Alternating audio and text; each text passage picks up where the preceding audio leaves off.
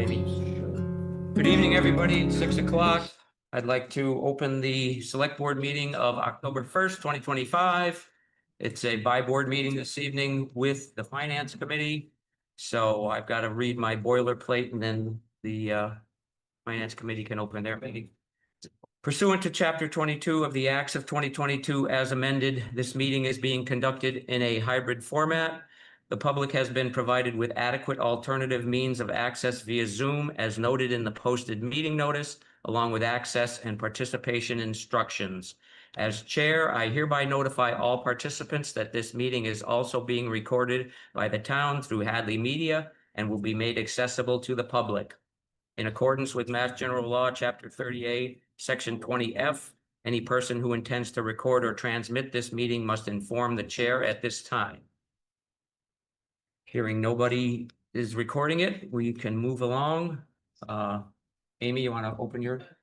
Sure. I'll open the finance committee meeting. I call it to order. In attendance tonight. Yeah. Is Andy Kopacki, Shardul Parmar, Paul Benjamin, Peter Matusco, myself, Amy Pyden. Okay, thank you. And then again, I forgot, so I will introduce the select board this evening. Amy Parsons, Jane Nevin-Smith, Molly Keegan, myself, Randy Iser, and David Phil. With that, let's see, who's going to lead this discussion? I'm gonna pass it around. Or I'm gonna go down each slide. I think there's 6.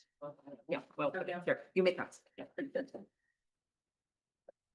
So we've been working on a revised budget, which Probably better pull the mic closer to you, Linda, please. is it on? Yes, it is. Okay. Thank you. So we've been working on a revised budget as was told before the override. There were going to be cuts in positions and what you have before you tonight on the left side is the budget as it was voted in May. The problem with that budget going forward, and the reason we can't just continue with that budget is primarily due to the increase in health insurance, which we still have to pay regardless. I mean, that's what the town has to pay this year, which is close to $400,000 for the rest of 26, which means those cuts had to come from other lines in the budget, which we did. The other major issue with the not having the override is there is no funding for the going forward in our budget for the 4 to 5 additional firefighters.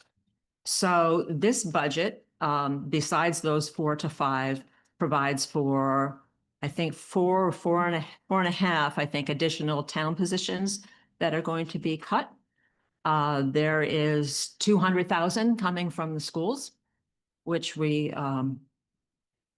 appreciate.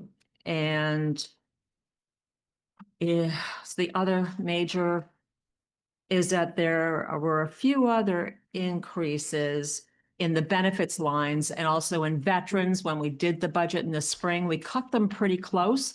And now knowing that we don't really have any wiggle room with free cash and all, it did not seem prudent to keep them cut as close as they were, because if they are at the what the original request amounts were, if the budgets do end up being that high, we will have to pay them anyway. So it was better just to keep those in the line items so that we could pay the full amount of projected veterans benefits. And I think workers' comp, unemployment, Medicare, you'll see small increases to those lines as well as the Medicare amount. So I don't know how you want to go through it. I'm happy to go through. So what I was saying is the first columns are what we voted in the spring. Then the next 2 columns are the amended budget, amended budget. And then there's a column showing what the difference is, if it was an increase or a decrease. I tried, it was hard to keep up with it because of the changes as they went, but I think all the decreases I have in red, and the blacks are in, are the additions, and I can explain why some areas had to be increased. And if there were no changes, of course, there's nothing, no entries there. And in addition to that, you have a column for notes so that you fully understand the cuts that we made and what the differences are between the two. So would you like me to run down the highlights here? I think you probably should, please. Okay, all right. Okay. Just because, actually, I'm sorry to start with the moderator, but we cut your budget by $100. And that goes for the Oliver Smith Will 2. Further down, these are budgets that we keep in at 100 in case they have expenses. They don't, the 100 comes back. And so rather than list these and go through the process of it each year, now we're just not going to give them a budget, and the select board will absorb any expenses to those two in their budget. So those will just come out of select board. So that's a simple one. The next one, reductions in the select board salaries. This is paired with a lot of the increases you'll see down below. If you recall, we had not settled the wage increases as of the annual town meeting. So rather than, I know how we don't like to see these numbers spring up on us in the fall. Oh, now we have the budget, so we're going to add this in. Rather than do that, we did anticipate what it was probably going to be and put it into the select board budget. And so at this time, now that we know the amounts that need to go into each of the individual budgets, we're reducing it out of the select board budget, and you'll see it falling into other budgets below. There is a small increase to the select board budget because of the cost of the website was up.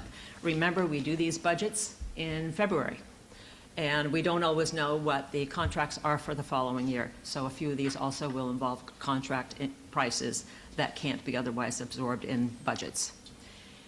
So let's see. The next item, because we were making a number of cuts, the next big change is I think we were all uncomfortable cutting down the Finance Committee's reserve fund down to $20,000, especially when we knew money was tight, because we were able to, because of the other cuts that we made, it was important to put money back into that. So we've restored the reserve fund to $75,000, which is a $55,000 increase from the spring.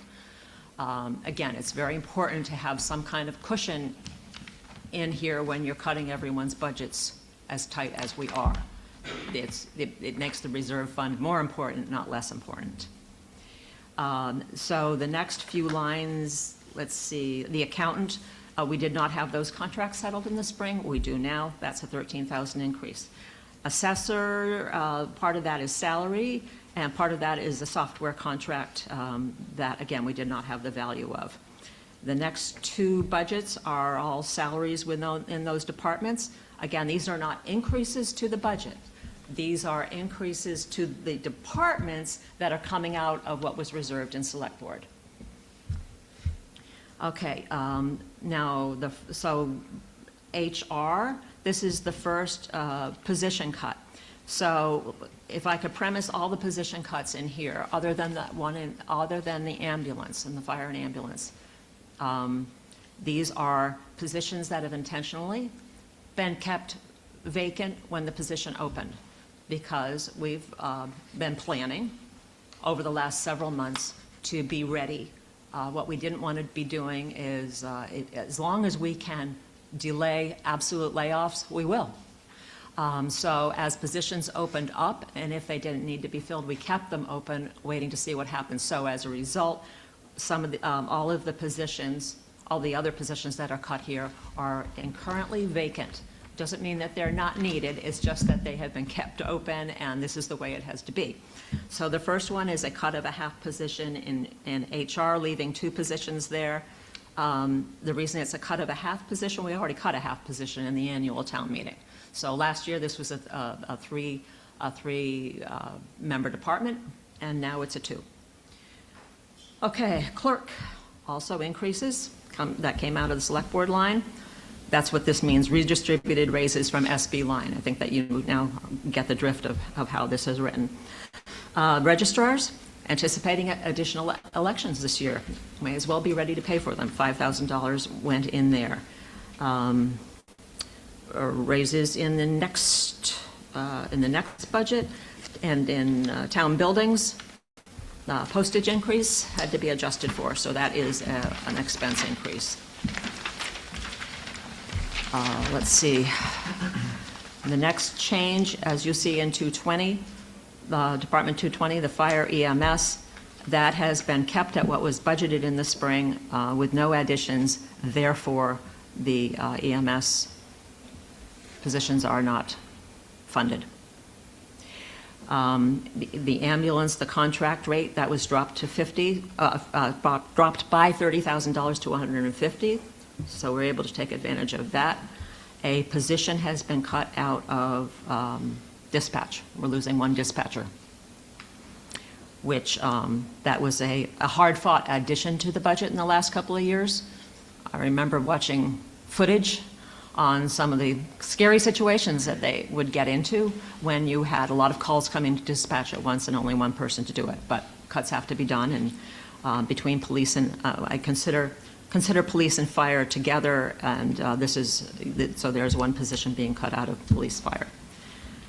Inspections, we're cutting one position out of inspections. It had built to 2.5. It's going to go back down to 1.5. School department, Which inspector did we drop? we're not dropping an inspector right Or- now. It's the permit coordinator. Got it. And all of these, as they go, once again, that's a position that's been open. It's been open since July 1. Made it a little difficult on the new inspector, but we did not want to be hiring and then laying off. There are costs, I think, as you know, to laying off. Not only the benefits that they've accrued that they get paid out, but also they can go on to unemployment, and that can go on for quite a while until someone gets a job, which they are entitled to. They would be entitled to, but it's at our expense. Therefore, you lay off a position and you're paying unemployment, our bottom line budget hasn't gained anything. So I just want you to be aware, this has been careful planning within Town Hall over the last many months to make sure that we would be in a position where we could be eliminating, doing reductions in staff that would not cost the town extra time, If an employee, extra money. If an employee is laid off, for how long are we supposed to be It varies. covering them for the unemployment? It varies. It can be up to a year and a half, can it, Lauren, as I recall?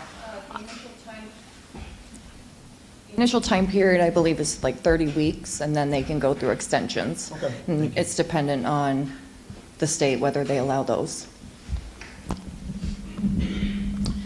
Let's see, this brings us to the school, 200,000.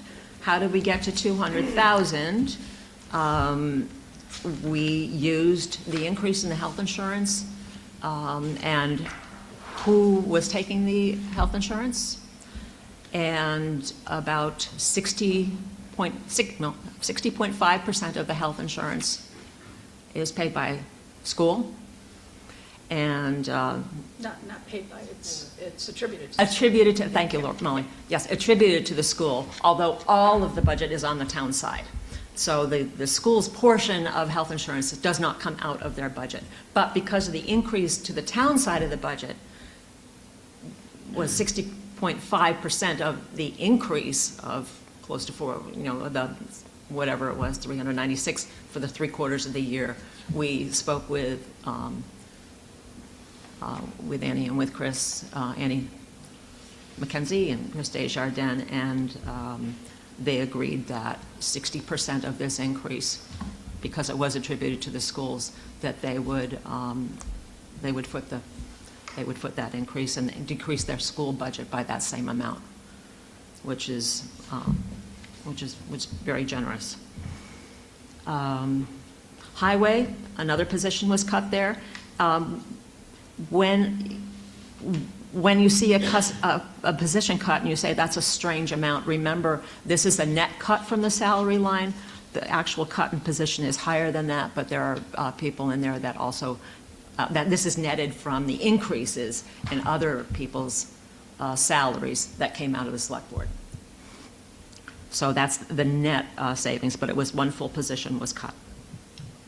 In the supplies line on that, Linda, do you know what that is? Is it? It's general. so It's just general. It's not It's, salt he- or anything like that, or do you don't know? That's going to be up to him. Department head. Yep, Okay. yep.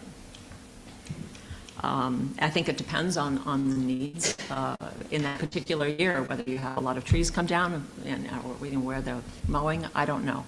I think that it's an interesting budget, the highway, because you can, again, we're doing these budgets a year and a half ahead of the start of the fiscal year. And then much of what goes on with the highway department is weather dependent. So very often, no matter where we set the expenses for the line items, the amounts for the line items in the highway budget, they end up having to be shifted around because that's just the flexibility that we're fortunately able to have when we vote a single expense for a budget, expense line for a budget like that. Snow and ice is staying the same. We know that it went over this year. We're hoping it doesn't go over this coming year. The year before it was under. Again, very, very weather dependent. So we just keep it level funded. That might be something that they'd have to turn to the finance committee for, or it may be something that just impacts their ability to do some of the snow and ice work that they otherwise would have done. Next is the highway building maintenance. A position has come out of maintenance of the building, which is kind of ironic because I know that's one of the criticisms we always have, but this is it. We have 2 full-time people doing building maintenance now, and both of those are positions that you saw as additional FTEs in the last number of years, and so we are going to cut one of those positions. The next 3 budgets are these redistributed raises from the select board line. Veteran services, their request, this budget is prepared by veterans, by the VA in Northampton, and they are much more, they're aware of who our veterans are, more than we are, and they anticipate that each year. Some years they're under, some years they're over. It depends on who signs up and who needs the benefits. This is another cut that we made for spring. They had requested the 112. We cut it by $10,000 with fingers crossed, but we have to put that back in. If they're telling us they think they're going to need 112, we're going to now that we have made other cuts, we are going to provide for that. Library, parks, those same are the usual increases. Debt stays exactly the same. There is, I had looked at that line item. There's really no long-term benefit there's no benefit to cutting the amount we pay off in our debt. We need to keep paying that debt down because that allows us to borrow other items if we want to, or if we need to. It's just very short-sighted to cut down the amount that we pay on our debt in a particular year. Benefits, I think I explained before that we had to accommodate, of course, the $376,000 increase in health insurance. And remember, that's only for 3/4 of the year. So this will be another increase next year, not only to provide for it being a full year, but what we anticipate to be another double-digit increase for FY27. And the last 2 increases, Medicare and life insurance, those again are being restored back to what was originally requested. I trimmed them back a little bit with fingers crossed that we maybe wouldn't hit that amount, but if we do hit that amount, we have to pay it. So that's not optional. So I think it's a good place to put funds that we have. We know they're not going to overspend, so if it's not spent, it comes back in. It's a very safe place to have any funds that we're not sure if they're going to be in it or not. So the bottom line here, you'll see, you see your totals going back to the original budget voted in the spring, $22,758,333. And before you say it, Molly, I see it's off by $1. I see that. I see that. Wasn't going to mention that. You were. So clearly, when we approve the budget, I'm going to have to The reason that happens is these are whole dollar amounts. And when we're doing percentage increases, a lot of these underlying numbers are totals, they've got pennies in them. So when you add up pennies and they don't always come up to the same dollar amount. So, but by the time we would vote it at town meeting, we would definitely have them matching. So the amended budget, the revised budget, and the voted budget from the spring, and with all these changes I've just gone through, and the amended budget to be voted on in October, they're exactly the same amount. The change to the bottom line of the budget between the two is 0. I got a question. How much of the select board's budget was allocated for the raise increases? Because you see all Yeah, here. I actually don't have individual budgets I do with me tonight, and I think that's something to do in your, if you're gonna have finance committee sessions and go over the departments, and we certainly would have all of that information. I actually thought I do have my budget. I have the book. Yeah, Was it I 180,000? yes, I can go, yeah. 180,000? Well, just for the one line, or was it? One line what's- item? Why do I think it was 165? So You're right, I have the book, then after. but I don't have the revised one, I guess. My question is I know we've been in trouble for the past year, and we've done this salary study. So if we knew we were having to get closer to those salaries for, this day and age and time, did they have to be, knowing that the town is in such a tight budget, to having to give out those raises and say, can we give them out next year until we have a better handle of the money that we have going on? Instead of saying, we've given so much money for raises, but the town is in trouble, to say, we will get this to you in a year or 2 years. Could have that been proposed or given, or because the study was done, we just had to do it right then and there? Most of those increases are union increases, which are ratified, Okay. so they do have to go through. Okay. And then the other thing, Peter, I don't know how many years it took for that study to happen, but for 4 years, we were saying exactly what you just suggested. Can you wait, can you wait, can you wait, can you wait? And they waited a very long time. And they So, formed a union over it. Yeah. yeah, pretty much. Two right. unions formed Yeah. in the process. Yeah, Two unions, yeah. sure. So this gets us to a balanced budget and gets us through June 30th of next year. What is FY '26 looking like if we Yeah. carry this forward? Well, if this budget is approved at this level, that's still not even the end of the 26 cuts, because cuts can be done internally even without having to have, that's an easy thing to do. So as each position comes up during the year, it will be evaluated. Mostly Mike and Lauren are going to decide, is this a position that needs to be replaced? Is there some kind of rearrangement? So there's a lot, or is this something that we can, automate? Is there another way of taking care of this position? Again, not wanting to lay off, but then taking full advantage of the opportunity that any departure, any natural, they call it, it's attrition, any natural departure we have, whether it's retirement or resignations or any other reason, that's an opportunity to look at that. And those kinds of, to make the changes in that way, rather than do layoffs, is much more economical for the town. It's much better for employees, and if we have that luxury of time of being able to take care of these changes as they come up, then we will eventually move into keep our operations smooth. So I am getting to the answer, which is there do need to be additional reductions in staff for 27. It's better for the town if we begin that process in 26, then we don't say, we're all set for 26, boom, boom, and then we have a big drop in 27. So if we're able to make some of those changes in 26 and reduce what's being spent, we will have that money to flow back in to be perhaps reallocated into 27 and keep going the 26 to 27 as smooth as possible.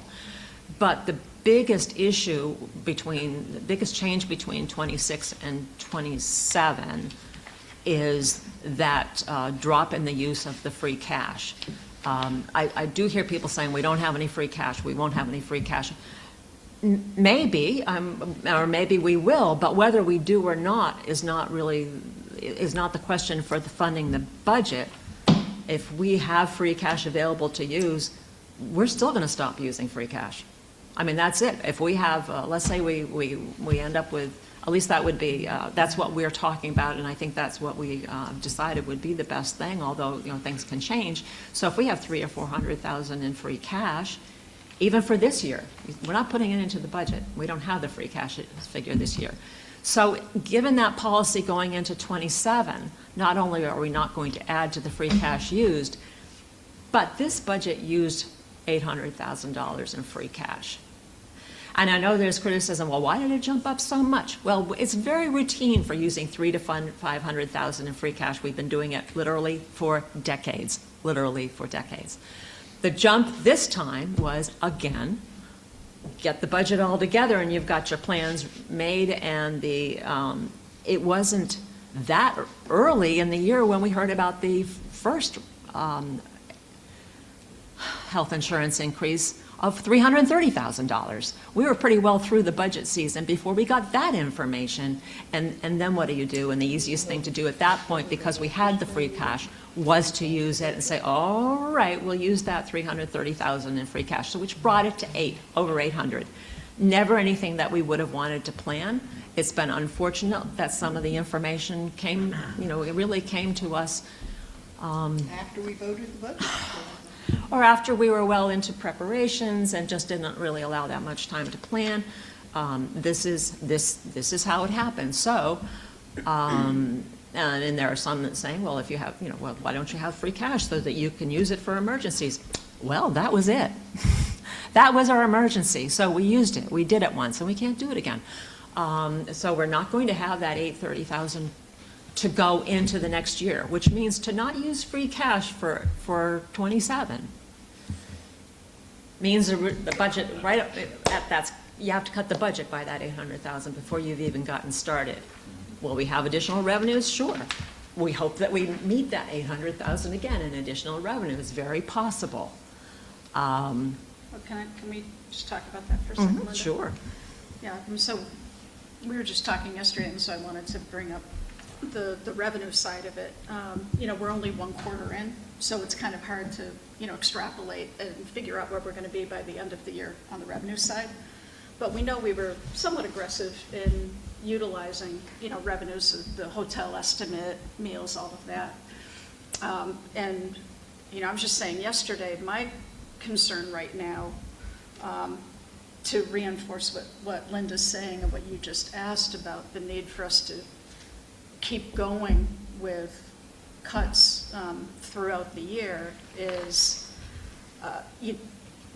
these revenues. I mean, there's no guarantee that we're actually going to get what we budgeted. And the reason I say that is, you know, if you're watching, you know, the economic indicators, consumer confidence is really down. And I know that there are some restaurant owners, not all I'm sure, who are already reporting that they're not eating out as much. They're not, you know, people may not be buying the new cars this year. So I think we really need to be worried about the excise and some of these other local receipts, which is just going to exacerbate the problem, because if our revenues were down and we could actually potentially have negative free cash.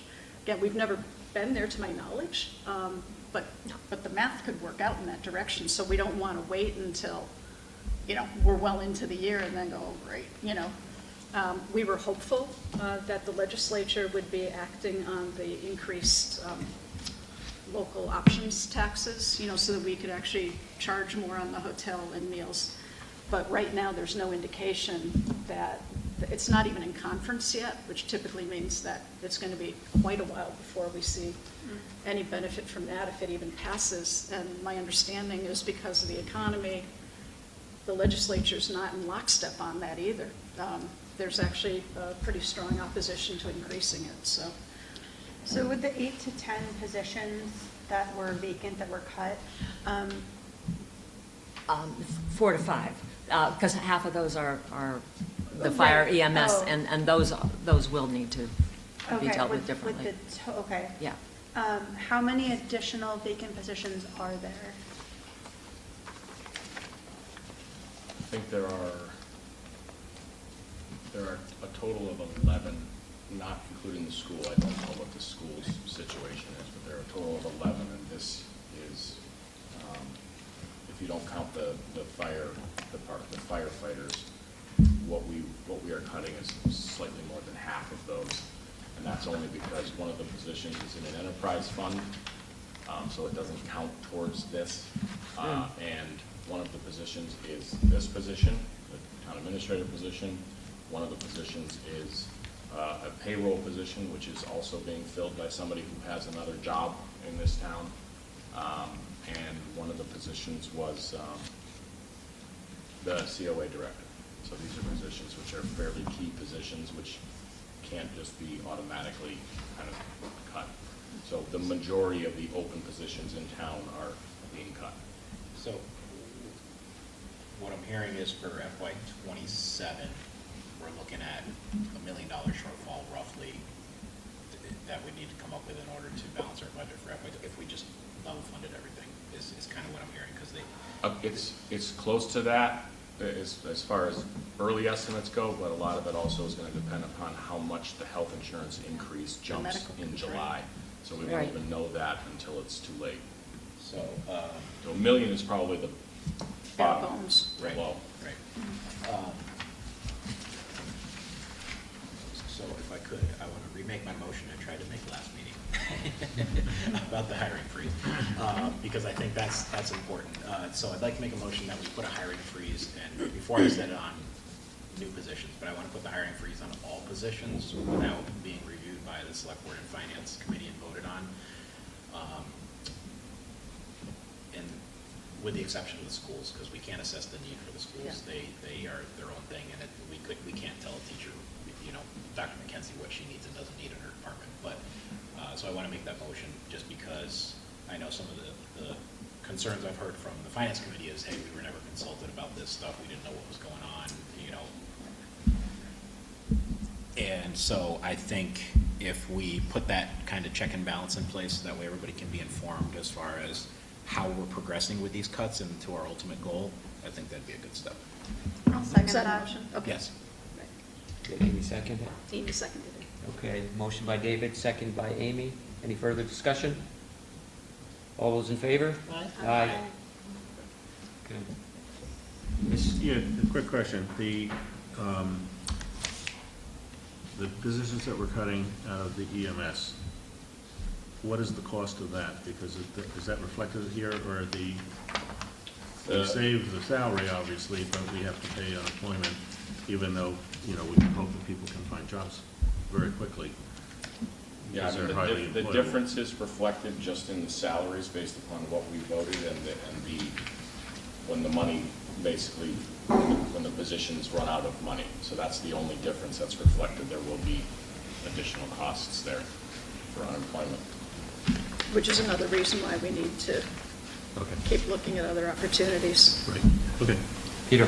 So what is the total with those positions that I see in the red on the right that are cut? What is that number of those salaries, of how much really is that? I know it says cut position. I think it was close to 400,000. Okay. Does that sound right? That sounds right. Yeah. How much was it? Yeah. I'm sorry. I don't have that email. 400,000. We had it in the email today. Right. Yeah, Yeah, that was 400 and something. yeah. So, sorry. Go ahead. That's fine. And I appreciate all the work on this, because I know that it's a nightmare for you to go back and redo the budget again. But- Year-round budget. Yeah. I do think that, and I know that our department heads are good about cost savings where they can. I do think we should look at operational changes that we can make that would possibly save some money, whether that's tailoring hours of certain departments to more fit their busy times. I don't know what the hours of, the library is, or the senior center, or Park and Rec, I don't know. But if we can still service all the residents in the way they need to be served and save on that utility cost and save on the extra staffing and things like that, maybe there are dead times or dead days that there's not a lot of customers, I think we should look at that. The DPW, I know you're in front of that stuff on your toes, but. I'm not worried about it. Talk. As far as snow and ice, the way we typically handle that, I think we should look at that. As far as the overtime expenses we always run into and salt usage and things like that. Even so much as things, small things like, resident sand that we give out that adds up to a couple $1,000s a year that maybe is only utilized by a small population of people. All of that, I think we need to look at operationally. I know we've tried to expand the services we offer with DPW, such as, stump grinding and things like that, and getting on top of that stuff. But maybe if we can look at the services that aren't gonna really lead to roads that look like Amherst and still allow us to save some money and maintain our infrastructure, we should be looking at that.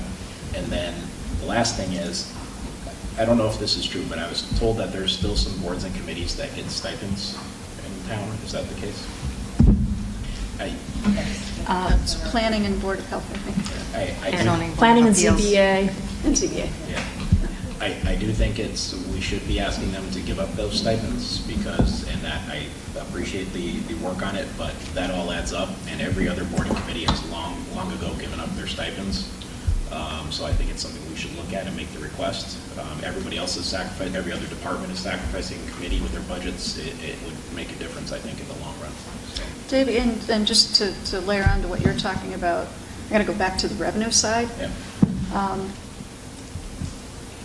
I think that there's some opportunity for us to plug some holes on the revenue side. I mean, we still have some residents who, like there are a handful of water meters that still need to be dealt with. There are some, assessments that need to happen that aren't happening right now for a variety of reasons. And I think, going through and having every department head take a good look at any area where they've been frustrated or whatever, right. And make sure that we're, 100%, everybody's paying their fair share. Yeah, right? a little more aggressive than we have been as far as. Yeah. Yeah. And along those lines, we do a bunch of inspections, whether it's building department, fire. Health. Do we need a chief to do that kind of stuff, or can we have somebody that's not a chief to do fire inspections or whatever? I don't know exactly what they do, but I know that for the most part, the chief does it. He's not here, is he? No, he's over here. Yep. Oh, he is. Hi, Mike. So is that something you can train somebody under you to do, or do you have to do all that stuff? I can train someone, but it takes quite a bit of time to train them in it, and there's certification requirements as part of it. Okay. But, of course it can be done, and some of the crews are doing some of that. The deputy chief was doing the live share, but he's no longer with us. Okay, thank you. Can I just ask a quick clarifying question, and I just want to correct one thing. I found Linda's email from earlier. The savings you were asking about, Peter. It's $440,000 total, but that's including the $200 that the schools gave us back. So it's about $240,000 for the positions, and then another $200 from the schools. So a total of $440,000. And David, real quickly, I'm just kind of preparing so I can reach out to the staff and start to make these moves. Just so I understand it correctly, the hours part of it, programming for COA, library, things like that. Are we talking about the voluntary furlough type situation, or? I mean, maybe that's an option, but I'm more talking about what time does the library open? I've never been there first thing in the morning. Depends on the day. Okay. Yeah, so- it's 10 o'clock. different schedule. So maybe they already do it in their schedule, whereas the busy times are covered Yeah. and the dead times are not. But if there's, if say they're open at Monday morning at 8 a.m. and nobody shows up until 11, usually if we can adjust those hours, so we're still servicing the busy times and maybe save on utilities and maintenance. Okay, and all right, so we're not talking about the people themselves not coming into work and not being compensated for those points just yet.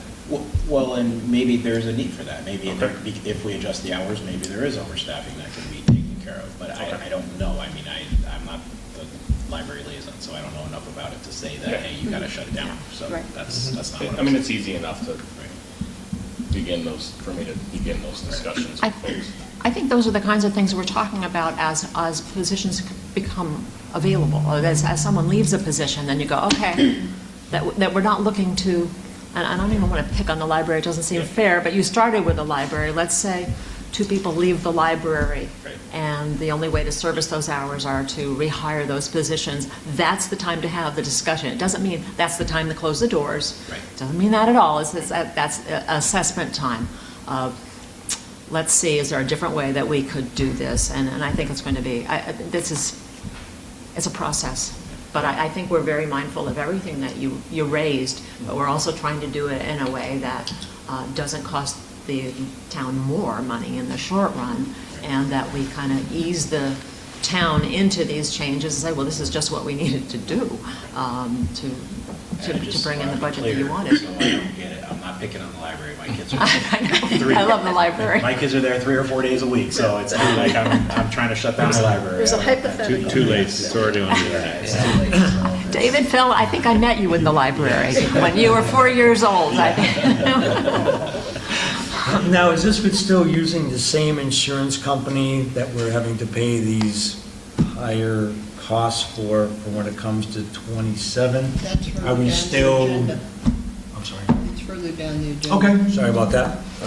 So yes. I think It's appropriate to talk about And it. after there was another. Yeah. it's a big nut, so let's talk about it. Yeah. We can skip it later. So yes, that is with our current carrier, assuming that there will be increases. We are looking at other options like Maya and the GIC, and looking at the different sections that we've adopted as a town in order to change the plan.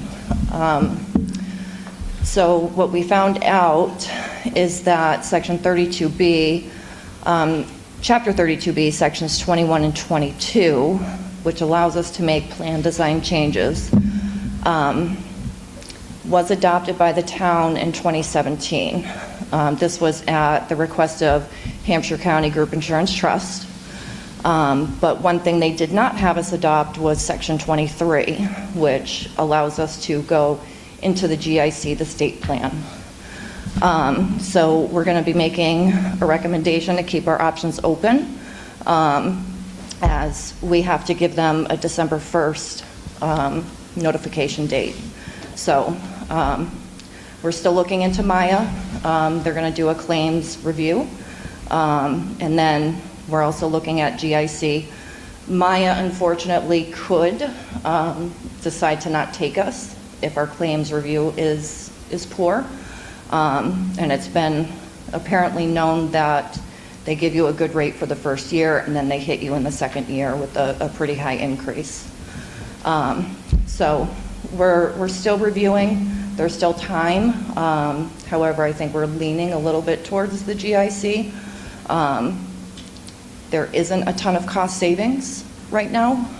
They have about 4 or 5 different plans, which administratively would be a nightmare. We have 2 different plans right now, but we only give the option of one.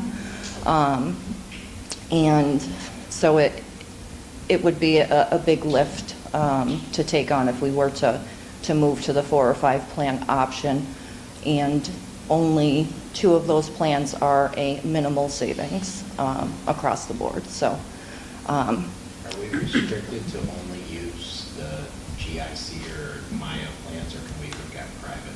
I know, Chardonnay, you mentioned that what we're paying is cheaper than, say, your employee healthcare. It was. Hang on one second. Before you answer that question, Lauren, please tell everybody what Maya and GIC is, so that they understand what we're talking about, please. GIC is it's a state plan that Massachusetts puts on that is a collective group, similar to the Hampshire County Group Insurance Trust. It's members that are state employees, municipalities, et cetera. And they put on a service, you know, as a group, and they're a pretty large collective member, which helps keep, you know, the insurance rates pretty low. So being in a group, there's less volatility usually, which is why the Hampshire County Group Insurance Trust has been pretty good to us overall. It's just been recently that we've received 2 big hikes that we could not predict. Maya is they actually do a claims review. They treat everyone as an individual. So they do other insurance options as well. So that the health insurance portion is not as good. The carriers aren't necessarily as good. There's other options. But they do have the ability to say, hey, we don't want to take you. You have too many claims. And that is kind of worrisome based on kind of some of the medical claims that are going on in town that we do know about.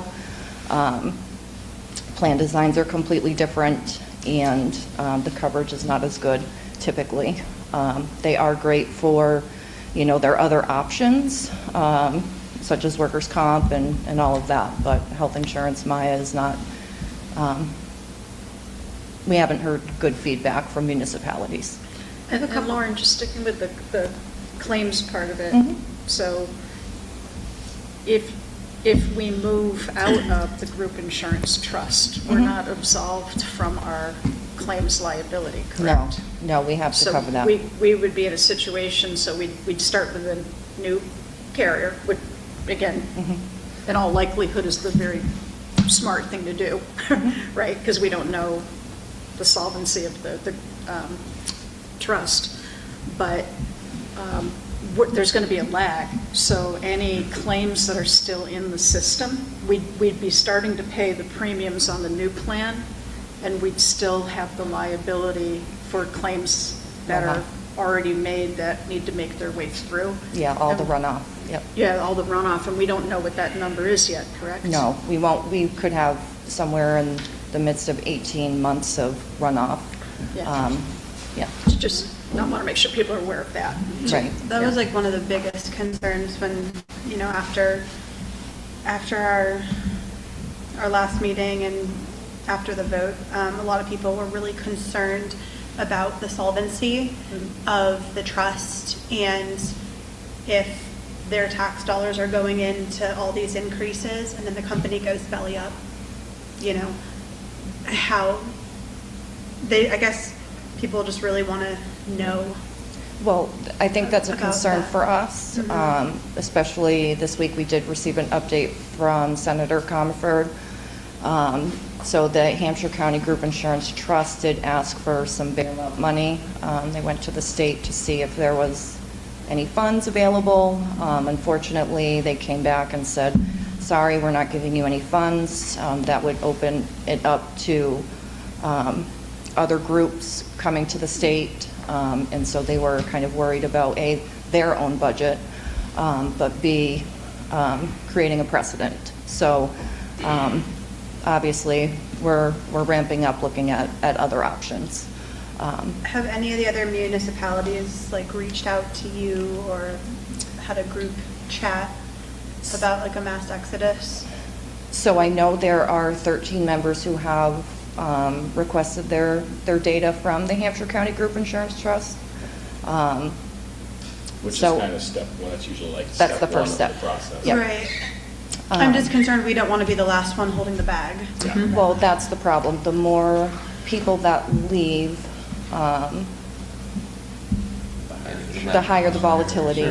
And we don't know, you know, kind of the outcome of that. And likely the ones that are leaving first are the ones with the better claims history. Yep. So the ones that are left are the ones with the higher claims, and then your rates go up even further. And without state bailout money, you know, they could potentially become insolvent and say, you have 30 days notice, in which we could be in a real pickle.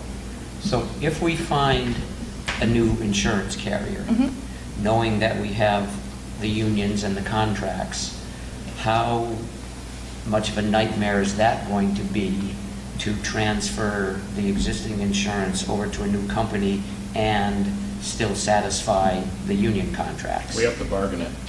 So, We have to bargain it. yes, we do have to bargain it, but lovely part about the sections that you adopted in 2017, sections 21 and 22 of Chapter 32B, we would be negotiating with a public employee committee. You guys would appoint a person from each union, and I believe it's a retiree, and they have a weighted vote. And essentially, that public employee committee will vote on behalf of the entire unionship as to a change to make. And essentially, it would mean that our teachers would end up with a majority vote and would determine the health insurance benefits in town. So are we able to transition though to a private insurance carrier versus public if that's a better option for us? I'll have to take a look. Okay, so, I'm not trying to step on your toes here, I know you can handle it, but I know you're busy with a million other things. I've got a resident that does this for a Fortune 500 company, and they said they're happy to help, and they think they can do better than the public version. Okay. So if you want, I'll put you in touch with them and use away. So, Absolutely. yeah. That's great, David, thank you. And- Take on all the help we can get. The easiest answer, Peter, to your original question was, basically, we probably won't do better on premiums, but the security in a larger program like the GIC is better. The adoption of those the chapter and sections that Lauren was talking about puts us in a position that we can more easily work with the employees, since almost all of them are in a union now. Normally, you actually would have to show, if the town wanted to switch insurance carriers, you would actually have to show a savings. So basically, the town would say, we want to switch from this carrier to this carrier because it's cheaper for us. We would literally, based on labor law, have to show a savings to the unions in order for them to bargain for something like that. In this situation, everyone is in such trouble that all we really have to show is that you get to keep your health insurance, kind of thing. So we're in a decent position when it comes to that part of it. There are 470,000 members, I think, in GIC, as opposed to 70-something in the Hampshire County Trust. And the biggest difference, to answer Amy's question from a few minutes ago, I had a meeting with Senator Comerford. I think what Lauren was referring to is an awesome email that she had sent out to all of us, kind of giving us information on it. But I had a Zoom meeting with her and several other of the towns that she represents. And this was a topic of conversation, and there was a lot of concern. One of the things I learned is that apparently the GIC is subsidized by the state, as opposed to Hampshire County, where they're, they don't have the money, or they're refusing to help out. So it's one of the reasons why, essentially they get bailed out every year. So the security is there, I guess, is the best way to put it. So what would be a timeline, just for anyone who's very worried? In terms of what? Like switching? So if we were to go GIC, we have to let them know by December 1st for a July 1 start date. So we have to start having conversations in terms of, does it make sense to, well, first adopting the sections, because if we do decide GIC, we can't go GIC without adopting Section 23. So we'd have to have that on the October 23rd warrant. Correct, yep. And regardless of us letting them know December 1st for July 1st of 26, what are we liable for? We're still liable for the 378,000 plus. Yes, because, How much? Current year. because we have to finish the remainder year. of the current yeah. year. And that's true. You mentioned 13 other communities looking, maybe will switch or leave. they're on the same, under the same restraints. They're gonna be with us all year too. So it's not as if people are gonna be leaving during the year and our insurance will have to make up for them, especially if they're, unless they go private or something like that. But we have the benefit in '26 that it shouldn't, hopefully not get worse because we're all in the same boat. Okay. And I believe Maya has a longer timeline. Really? So Longer. if we wanted to go Maya, we could think that over a little bit. What our intention was is we have to notify the union within, we have to notify the union 2 days' notice before the select board can adopt these sections. So the intent is to notify the unions over the course of the next couple of weeks before the next select board meeting, have the select board adopt it, and then make decisions with the select board and the finance committee as to which direction to go. That part becomes secondary, but that's kind of the timeline of events that we need to hit all those points. Then create the committee if we're gonna, head down that road and decide what the carrier is gonna be. Right, we just want to keep our options open. We don't want to be limited if GIC looks attractive. It's something that we have to make a decision on. And I was sorry. Hang on. Sorry. Talking a lot. The float between making the jump, the in-progress The claims claims. runoff, yeah. Do we have any idea? Nothing? I mean, there's no, do we have an average number of claims a month over the last 2 years that we could look at and just say, okay, no worst case scenario prediction of We have to get $50,000 it or from the trust. we have to get it from the Right. trust? So the trust does not provide data for communities that have under 100 members, because you can actually pick out who they are. It would be a HIPAA violation. So we don't have that data. We would have to request it, and they could technically say no if we don't have enough members or enough employees that are Yeah. on the insurance. Of course, the intention is just that if we know we're going to end up with $100,000 or whatever the number is, we could start thinking about that because 27 is going to be that tight, that we better start planning for another surprise. You also have the unrealized claims that are out there. Right. If something occurs this week, you're not Right, gonna right, have of course, somebody of course. that accidentally dropped a steeple on me. Yeah. They said look you were pretty too good. much of a, I talked to those guys, they said you were too much of a moving target. Peter? I have another question. This is about what your department like. I think it was last week you were saying there was an officer that was on deployment, and then you had 4 other officers, and then there are 3 more or 3 cadets still in training. Are those going to be back within your budget, or are you pulling back from any of those? Because didn't you say that you were able to, the way how you did it, you were able to minimize your overtime with those less officers?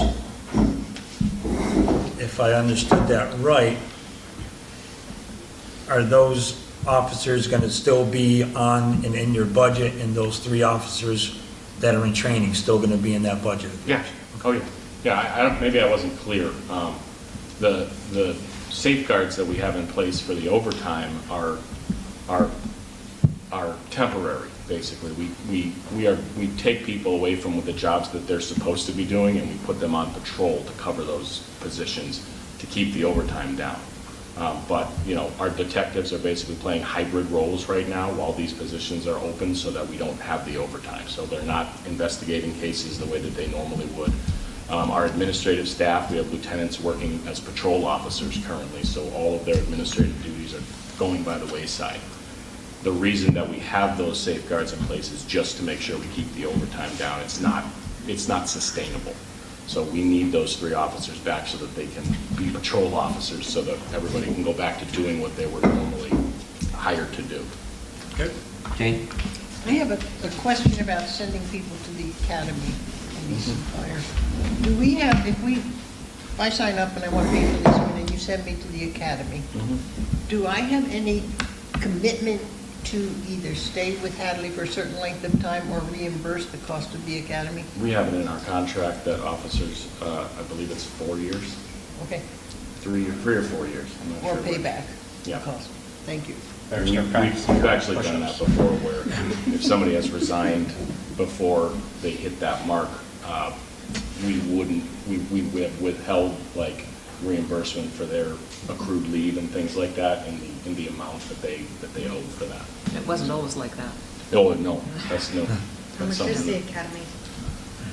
Right now, I want to say it's $3,500 just for, $3,600, I think it is, just for the tuition. It generally costs about $3,000 or $4,000 for the equipment that they require, books and things like that.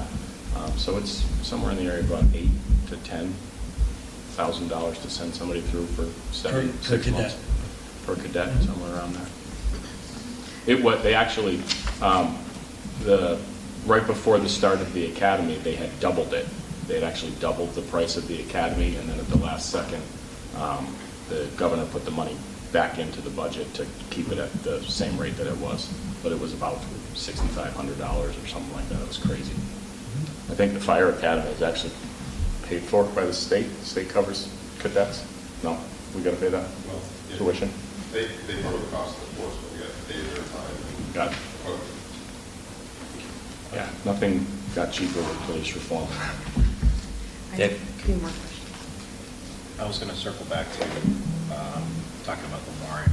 One of the things I think we should consider doing is removing the capital stabilization ask from the future warrant. I think that would go a long way because of our tight budget and concerns about taxes and whatnot. So I think although we definitely need it for building maintenance, I think, lumping building maintenance along with vehicles and stuff like that didn't go over very well. So I think we should pull that completely for a special town meeting at this point and just focus on the actual budget. The budget. for the So year. just for clarity, those were only on there for placeholders. No, I know. I don't even know if you want Yeah. any override discussion at all at this upcoming town meeting, if you wanted to wait. You know, there's so many moving targets right now. That was on there just for you guys to discuss tonight. I completely agree about the capital, but why even talk about it? But I wasn't even sure that you wanted an override discussion at the October meeting. We can go push, we can push that. Yeah, can I make a motion to remove the capital stabilization from the special town meeting warrant? You did. Second. Okay, motion by David, second by Amy. Any further discussion from the board? No. All those in favor? Aye. Aye. I think Amy wanted to. No. Go ahead. Amy, did you want to speak?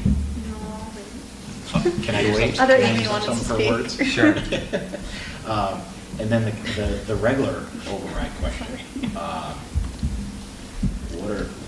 What are our thoughts on that? Do we want to kind of see how things shake out before we ask for something? I don't think that, personally, I think if we ask for something now, it's not going to fly until we show that we've made some cuts and changes.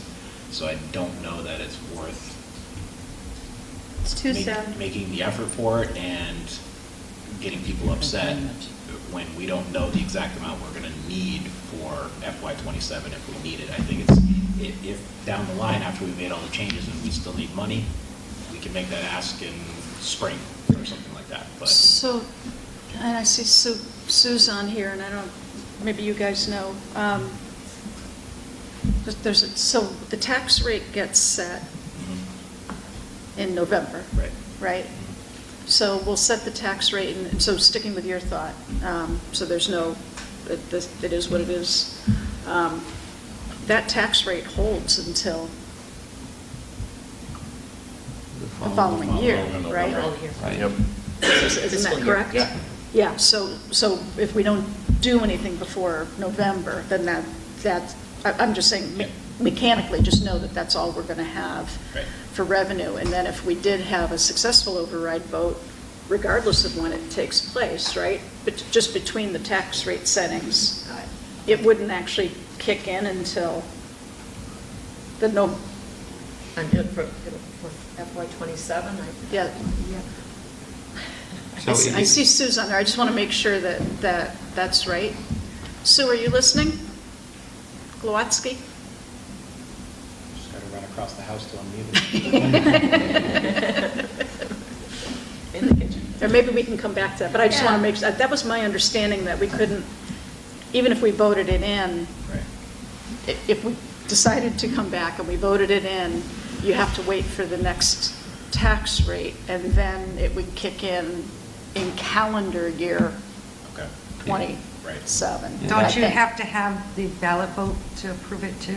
Yeah, but it Yeah. has That's to what I'm be saying, voted. Yeah, if you we gotta wanted do to both. go through this all over again at some point in the future, you gotta wait for the, Yeah, and that was part of the urgency to do it when we did it this year, because we knew we had to, only a limited time to set the tax rate, so. And part of the reason that I'm saying that is because, and I'm not saying this, we're gonna do this, but if we said, hey, numbers are just not what we need, we're gonna need some sort of override in the spring, then that would allow us to, if we were gonna go the split rate route or do something else, then that would allow us to think about that, doing that in November, and then for Springtown meeting, we can tell the people that are screaming for a split rate and put more on these people or those people, then we can make that argument to say, look, we split the rate, and if we put an override, this is how it's gonna affect your taxes, versus do it the other way and say, hey, we're gonna split the rate, or we're gonna pass this override, and then maybe we'll talk about splitting the rate with no promises that it'll ever happen. So I wanna do it in the right order so that we have credibility with people, that's all. I think that I agree with that 100%, and to Amy's point, it's too soon. We can't get this done and then have it done before the tax rate's gonna get set this year. So it would be, I think, a waste of money and effort to try to do it. Hi, Sue. Sue's on there just in case we were completely wrong, which is not unusual, so. No, correct. We need to make sure that we have our tax rate set appropriately.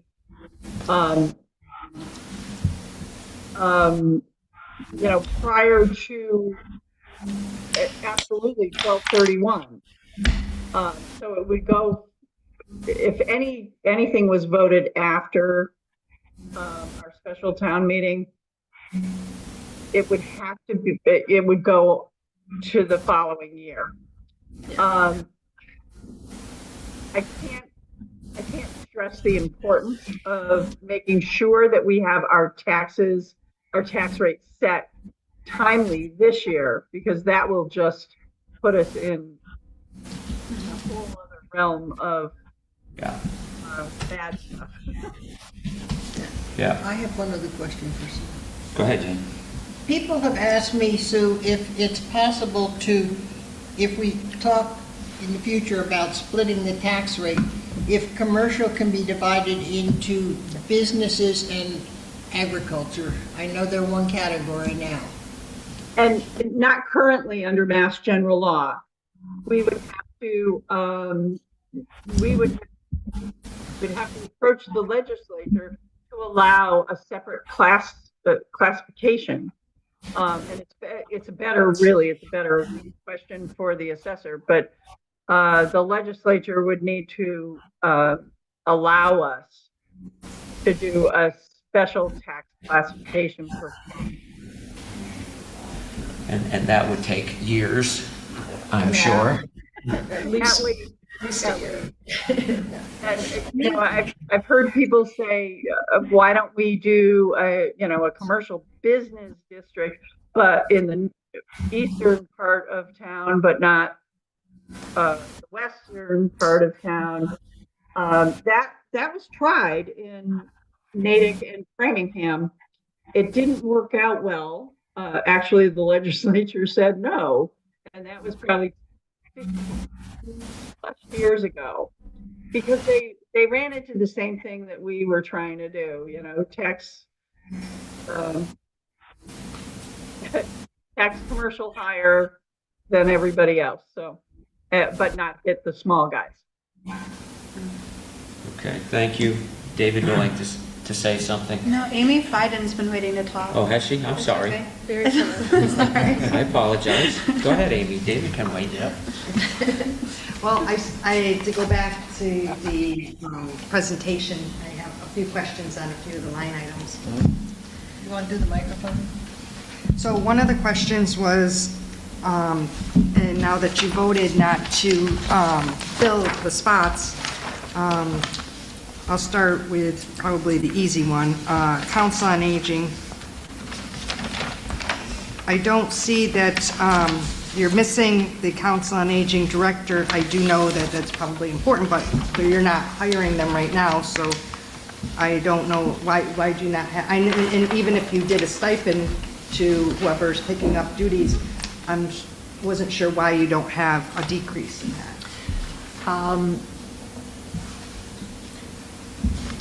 I don't have all that information on all the departments, but one reason that we would not make a reduction just because we know it's open, that we might not spend the money this year is we don't, what do we do for next year? For next year. So, I mean, we kind of have to budget a position. If we think it's going to continue into next year, we're holding it this year. So it's not just the town administrator. I mean, But it looks like you did take out of the town administrator. No, we didn't take out. Oh, you didn't? Yeah, no. That's not part of the No, town That's an administrator? admin cut. Okay. Yeah. So, I mean, we're trying to hold positions funded that we expect to continue. Okay. Peter, hang on. Go ahead, Amy. Peter's got his hand raised. I'm just telling him to wait. Oh, so the next one I had was the police. I see that there's 0. I see that there is the redistribute of, that's probably the raises in union, so there's a plus. Are you losing a position? How come you don't have a plus in there? What do you mean? Well, all the others have, where you have the redirected the raises from the select board line item, and you have increases. I'm guessing you have increases in police from the same thing. So my feeling is if you have a 0, that you probably lost something. Yeah, I think we had that. That was Yeah, one of the- collective we had that in bargaining was already. done. and That they was one of the finished ones that we actually had in time for the FY '26 budget. We didn't have to add to it. It's already. Okay, So I probably shouldn't have had that line, Amy, but yeah, we had that. We had the union raises already. okay. The union raises, are these, and then some of them are not union raises, I believe they're probably contracts. Are these standard 3% raises, or are these big, larger jumps or something like that? Or is it, we used to do, like across the board, cost of living increase. I'm curious to what these raises equal. I don't recall anybody requesting or getting anything more than 3%, but every single contract is different, so there's different changes, different things that people ask for. So if one of the unions requested an increase in, I don't know, equipment that they wanted, we would adjust their kind of the offer for their percentage, and that would go down slightly. So everyone is pretty much different. I don't know what the schools are, but I know that the schools didn't go over 3% for any of the years. I'm almost positive. So there's no one getting a big jump because they're gonna be doing something No special? one or got on a how about cost of living contracted level? increase over 3%. I think the only kind of outside of the box negotiation, it was, I believe, the dispatch union requested to be placed at their years of service. So certain people got a 1 year that's slightly higher than 3 because they were moved on the pay scale. Okay. But no cost of living increases were over 3%. Most were around 2.5, somewhere around there. And so our non-union actually go by the municipal union contract is kind of how we've tried to standardize it with the Collins Center study. That way there's something kind of standardized across the board. So theoretically, we have something to project 3 years out at this point in time in terms of what those increases look like. And Lauren, do you remember how many non-union personnel on the town side are there at this point? There's not many. It's less than 10, I think. It's Like, like 9 very or- small, yeah. Yeah. So everybody else is under collective bargaining. Yep. So my last question is, we say cuts for EMS, 4 to 5. Is it, I'm not sure, are you looking at 4 or are we looking at 5? Because that's a big deal, and when you only have 9 to begin with. So you have 2 vacancies currently. The deputy chief position is vacant, and one of the lieutenant positions is vacant. When the funding runs out from the individuals who are unfunded, that amount of money covers approximately 4.5 firefighters. So with one position being vacant, there are at least likely three people who we will have to lay off if that's the direction that we choose. The deputy chief position is the fifth position, so to speak, that is currently vacant, that kind of fits into what Linda was saying earlier, that as positions open up, we would need to evaluate it and leave it vacant and cut it, so to speak. So we don't know what the appetite of these two boards would be. So if I understand what you're saying correctly, is like the deputy chief, you left that is funded in the budget, his spot, and you're cutting the others, because you're gonna leave his open and funded in the budget. Okay. The deputy chief position there is funding in the budget for it because he resigned in the middle of the budgets, or within the budget cycle. Right. The 4.5 firefighters are not funded.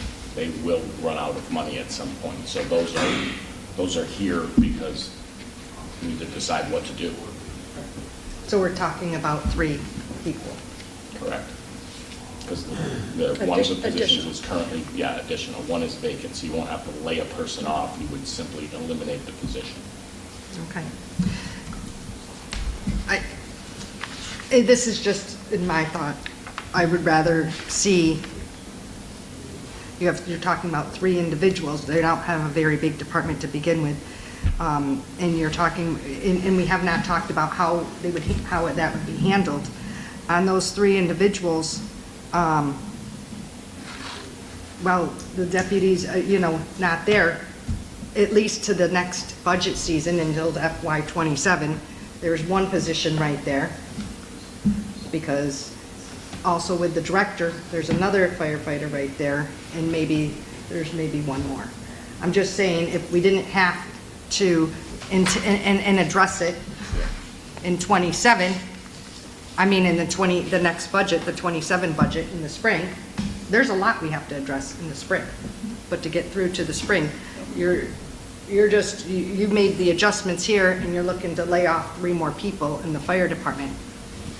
And so I'm asking, you have the money because you have the COA director, you have part of the town administrator, you have part of the deputy, which is budgeted for. Can I ask the chief a question?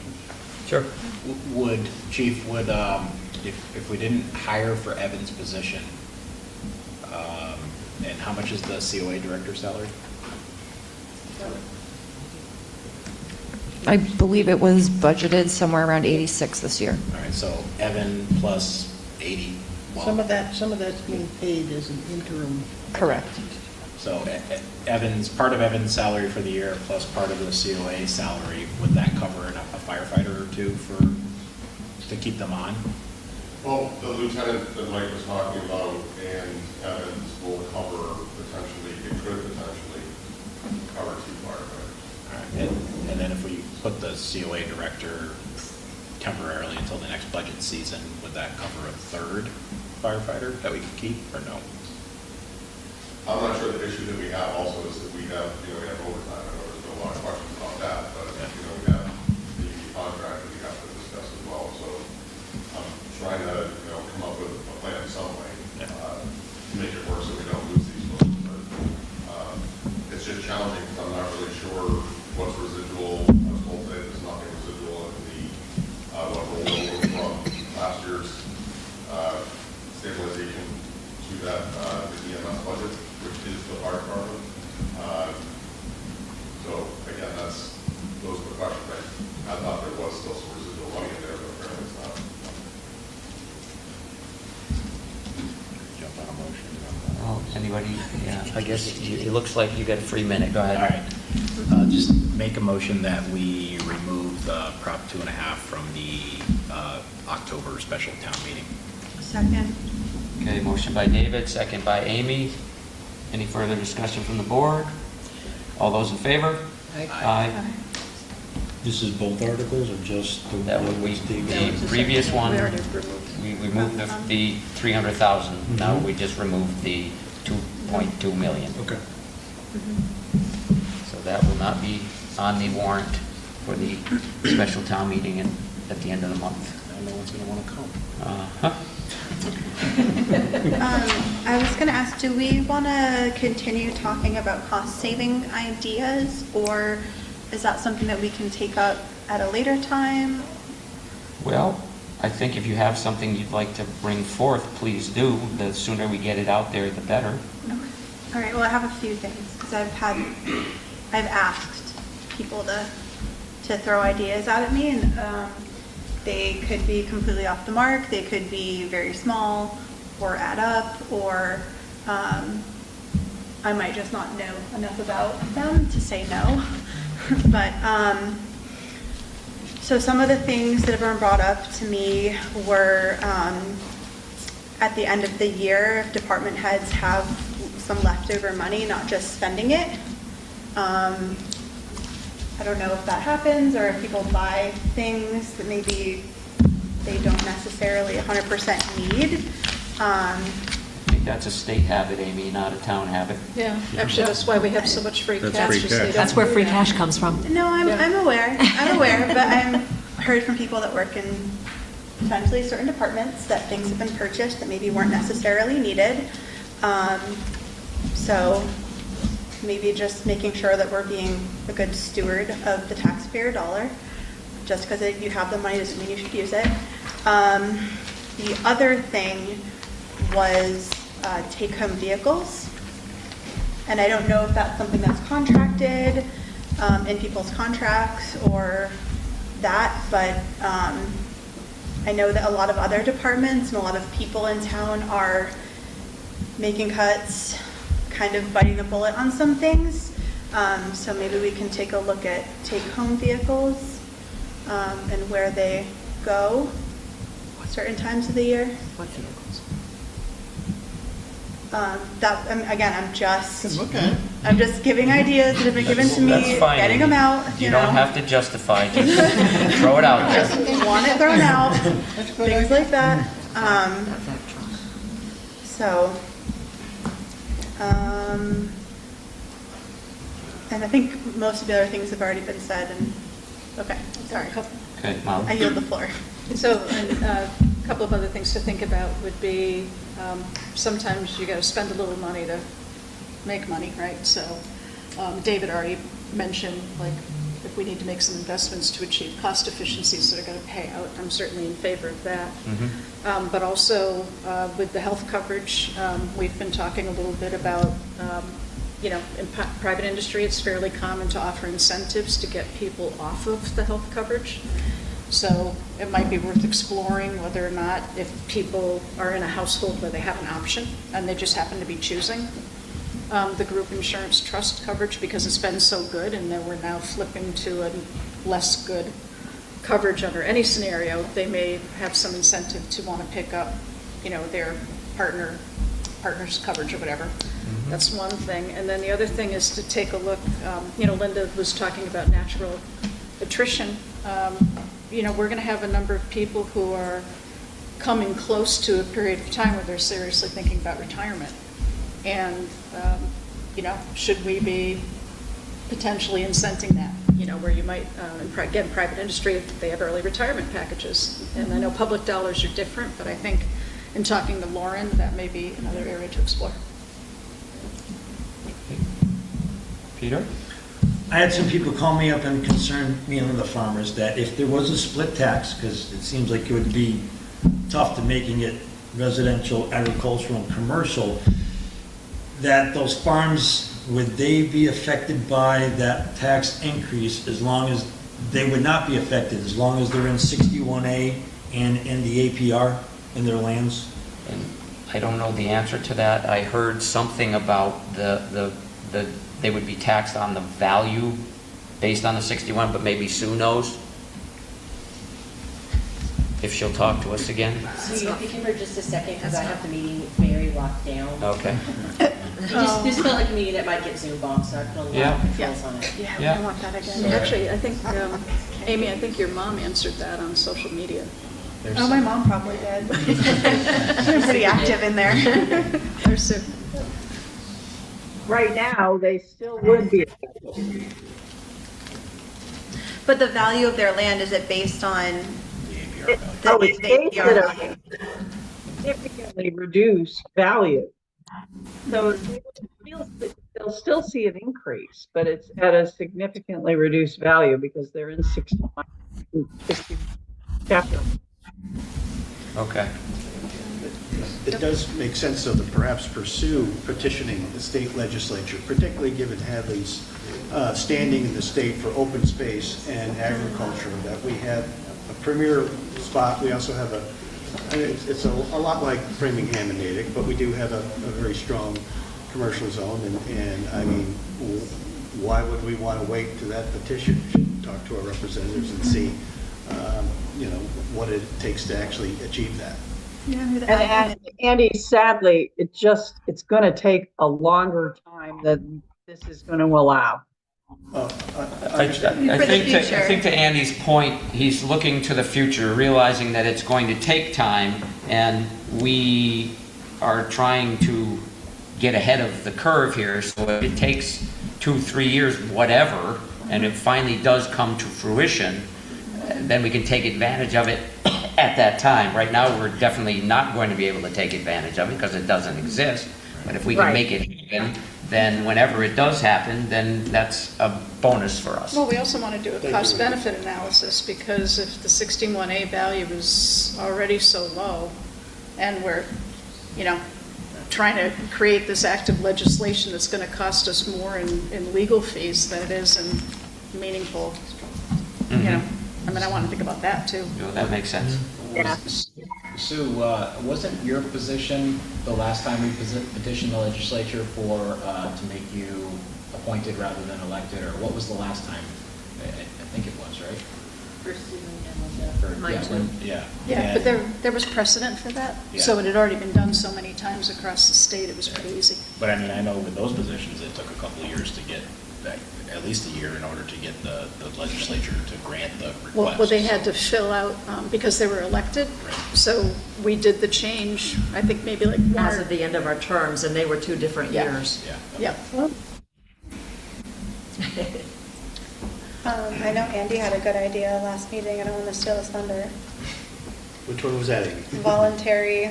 Oh, yes, the voluntary furlough. I mean, it's certainly something that, like I said, we implemented that at our previous company, where it was just put out there that people could take unpaid time off, provided they still met the minimums for their benefits.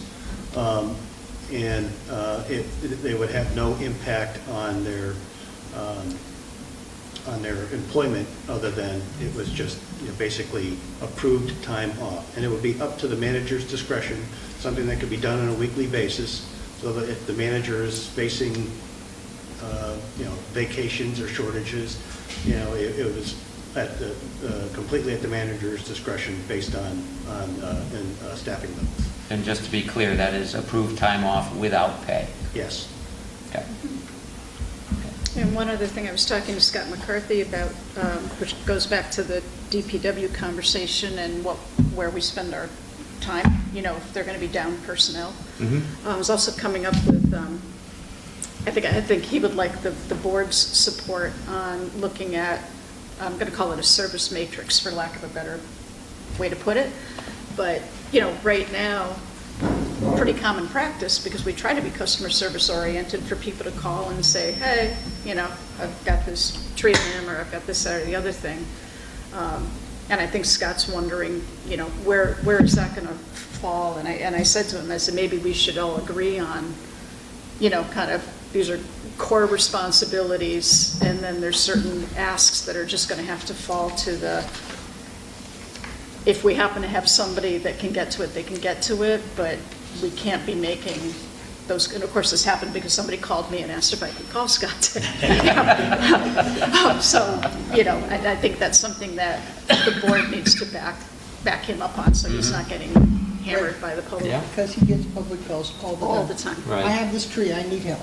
Yeah. I have one of them. Yeah, there's a lot of assumptions that the town's going to take care of most anything. Well, and that is no different from police and fire as well. I mean, they get a lot of asks. Jane? So there was also Wait a minute, I just lost it. I'll come back, sorry. Police and fire threw me off of it, sorry. Okay. Anybody else at the table? Can I ask a question? Certainly. I'm unclear what you'd like us to do for the budget when it comes to the fire department. Linda and I wrote 2 budgets that included the fire department personnel, and they were negated, and we explained that they were gonna run out of funding, so I don't know. It sounds like you want to salvage the positions, but I don't know what you'd like us to do. Well, we've heard from a couple of people. We haven't really taken any votes on that. So it was my assumption that because the override failed, that there was $400,000 or $500,000 that was dedicated to the fire department, which is no longer in existence. So I was of the assumption that automatically those positions are gone. Yeah, and I thought, and I think based on the conversation, again, I mean, that was not my desire, you know, that we would be here, but we are here. And then the public spoke resoundingly. So respecting that, I think we also started the conversation by talking about the fact that we need to be actively looking at other cutting during FY26. So I don't, and David, you made the motion, right, to say, let's take the override off. And we just heard that even if we did get another override next year, it's not even going to kick into the following year. Right. So I don't know what we're gaining by, again, I feel terrible about it, but from a practical standpoint, I'm not understanding why it would make any sense to do that at this point, because we wouldn't be able to continue the funding. Right, we're buying them a few months, maybe. Yeah, and I mean, if there was some other plan that those few months would extend into the next, and through the next fiscal year, I'm all for that, but this is where we're at. I think until we realize some cost savings operationally and in other ways, it's for, you know, okay, yeah, you can stay for another couple months, but then at that point, if you know your job's only good for another couple months, and then you're going to be looking for a job. Going somewhere anyways. So. Yeah. I had a question about how that might work depending on the positions that we cut. And I haven't read the entire contract, but in other unions that I've dealt with, if you cut a position that has a higher ranking person in it, they can bump somebody else from a lower position out, and then they can have that position, but they still get paid the same amount that they were. And I'm not sure if it's... That generally only applies to our municipal union because they all do different jobs. When it comes to police, fire, dispatch, and DPW for the most part, as long as it's the same job, then it's last person in, it's first person out. The municipal union is a bit of an oddball because they all do different stuff, so the seniority will come into play. The select board and finance committee, when the time comes, if the time comes, if they need to begin selecting for actual layoffs, people, they will select positions. And I'm not going to name any positions because I'm not going to go down the rabbit hole that David just went down. But if they would select a position and say, this is a position that's been identified as a place that we can increase, we can lose the least amount of efficiency by eliminating the position. And the person that is in that position, if they are senior, would then have the ability, if qualified, to bump someone below them, and then it would be a matter of working with the union to make sure that they are qualified, can be qualified and trained to do that job, and then cascade that downward until you get to the bottom person. So it's a bit of a nightmare, but you know, we will do it if that's where we end up. We're trying to avoid it. Yeah, we're trying to avoid it.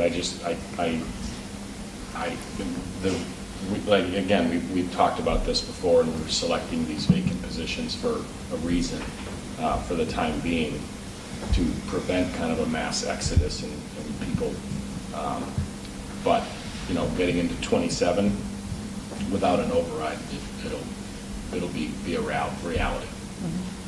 Jane, go for it before you Okay. forget again. I wrote it down. So, the conversation about overtime also sort of segues into the contracted labor for things like plowing in the winter and other things.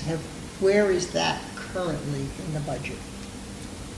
Scott, we actually just extended the plowing contract. Well, in April, we extended it for an additional year because we went out and procured it. And I believe it's Mohawk is who we have. Scott said he would be on if y'all wanted to ask him specifically about that. But we do contract out with that, and we do have a contract in place and signed. But With it's one of those- Mohawk, but I but it- thought we also had guys with pickups and plows. No, Okay, the union won't allow for that. okay. But I can say he does have the discretion, though, that he has to call them out. So if he says, well, it's costing too much, let us handle it, he doesn't have to make that call, I believe. No, that's correct. It is completely, he doesn't have to call them, but if he does call them, it has to be Mohawk. His discretion. Thank you. Anybody else at the table? Peter? I know it's all about the union agreements, but when are they up? Because I had asked about the question about the employees' insurance, that we're paying 65 and they're paying 35. Is that not until 27 where it's not going to make a difference?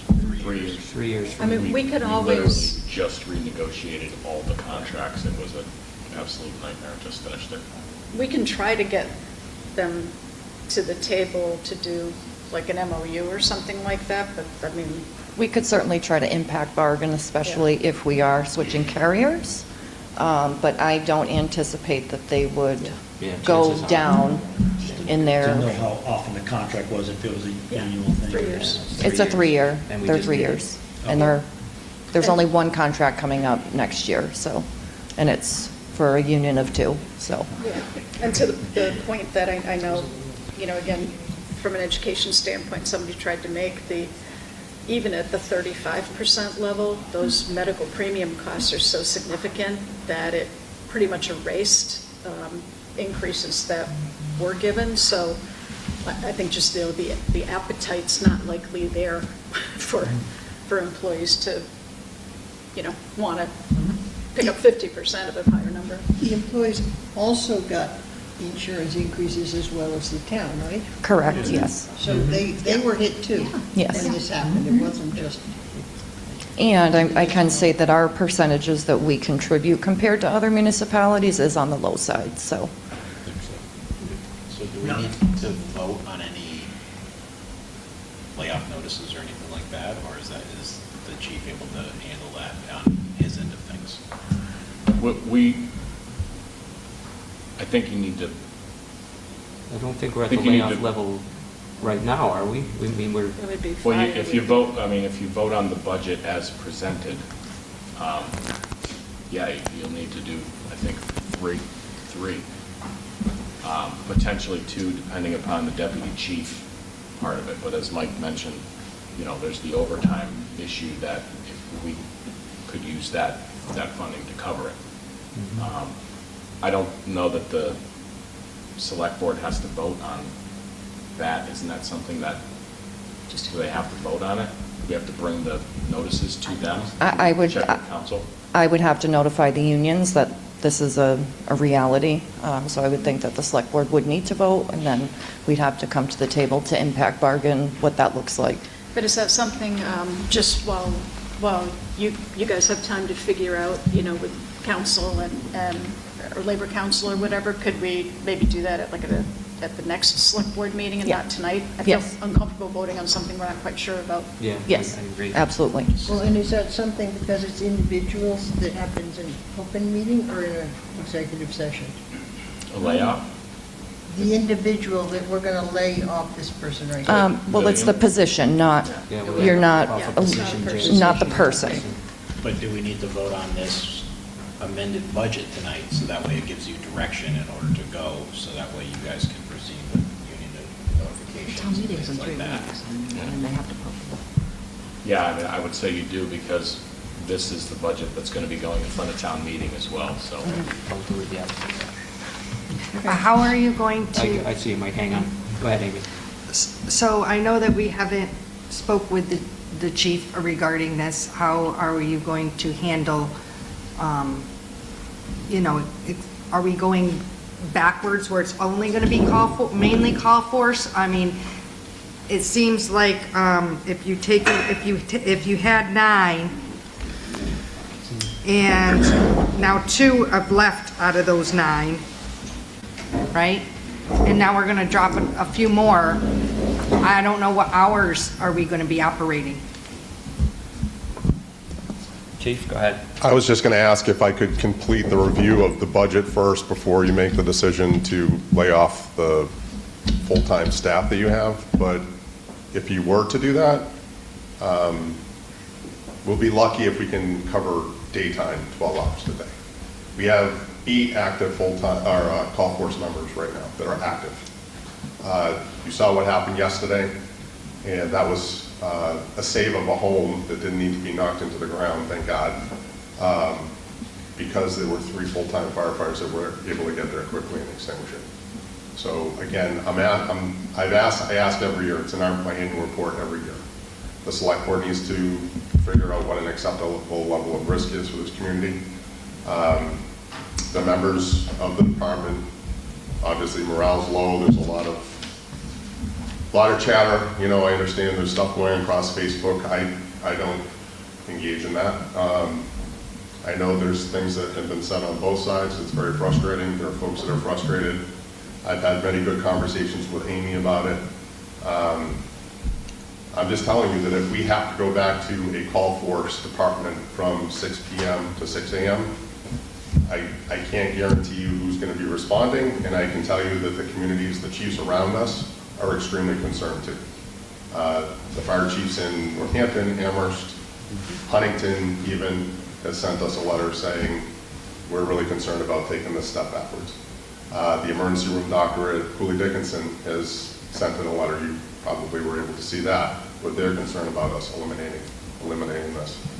So again, I just think it's important that you understand where the fire department's coming from, because again, I didn't decide where funding was coming from. I gave a budget to the select board and finance committee. It's not my job to decide where it comes from. I understand that, we took the cut, but the fact that we're looking at laying off 4.5 to 5 employees just from the fire department, if we can't figure stuff out with the deputy chief's position.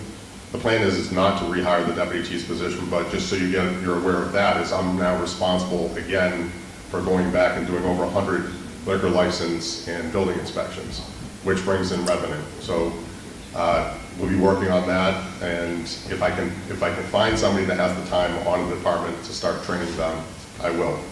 But the trickle-down effect with this is extremely, it's crazy. So, thank you. Can we say something? Hang on, Brenda. Just hang on, okay? This was about you. Brenda, hang on. Okay, wait. Peter. Now, the school budget is not in this for any cuts, right? This is all 200,000. 200,000. 200,000, from them, okay. yes.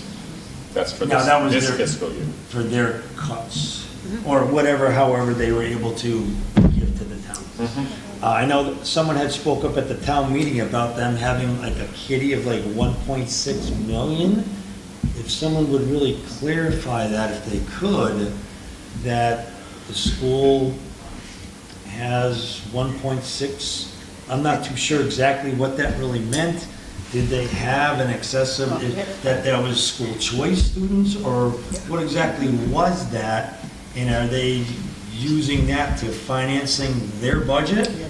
So Yes. they're doing that, so, And they will run out next year. and they will run out, so their budget is $8 million, right, around that, I guess? That's what the town is funding them. That's what the town is funding them. Yep.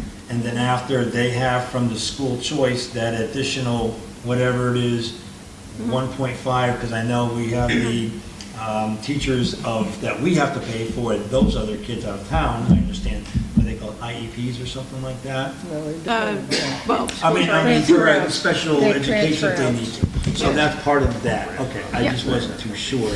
So they're pretty much at their, yeah, so the challenge is, the way that the law works is we have school choice kids going out too, right?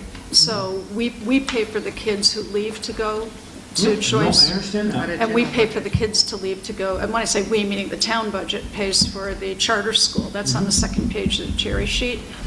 By law, any incoming school choice stays under the purview of the school committee.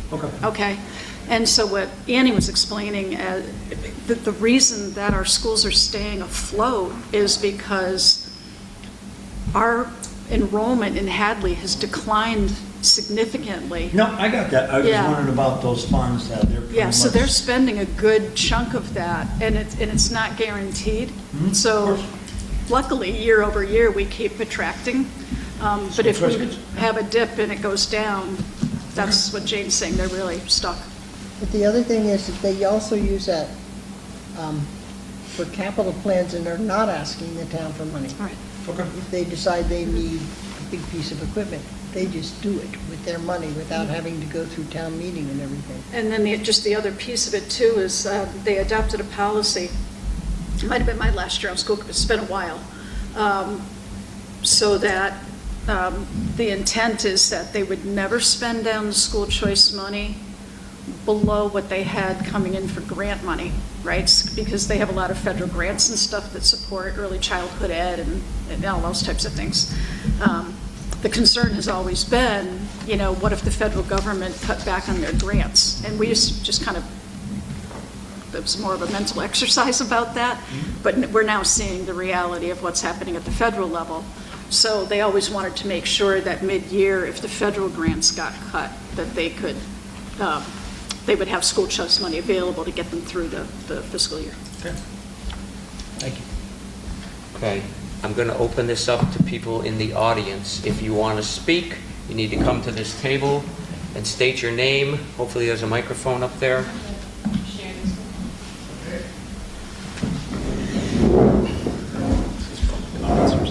This is separate. This is part of this discussion. Pardon?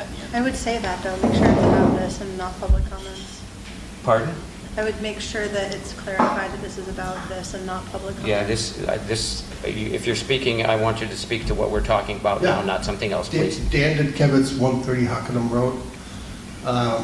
Randy, I heard the conversation about Chapter 61A and the money that we have on the land acreage that we have. That's, what do they call that?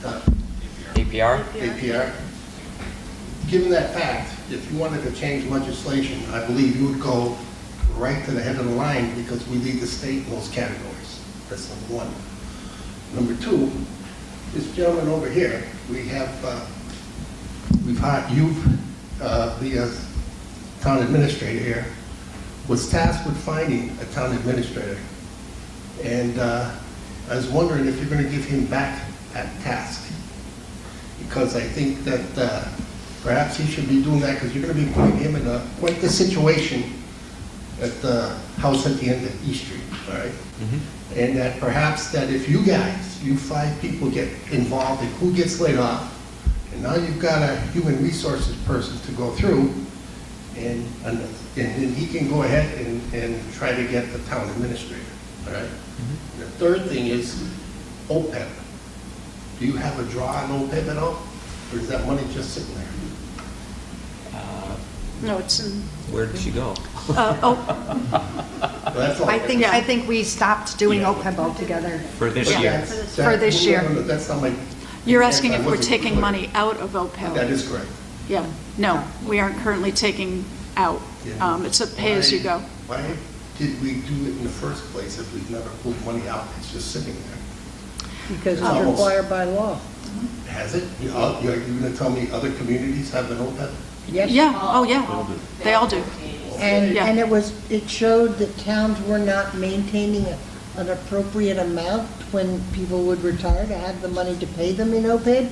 And so the state made a law that said we had to make a plan and show them how we were going to get our contribution to that correct amount.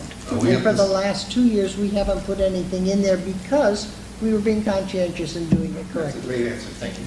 And Daniel, to your second point about the town administrator search, we stopped that because we knew this was coming, and we didn't think it was appropriate to try to get somebody in here that had to learn the town right in the middle of this override stuff. That's probably true, but I don't believe you should stop looking. Oh, we are not stopping not looking. stopping. Okay. We're trying to get through this first, and then we'll do that. I think Chief Mason's done an outstanding job. Join the on club. everything.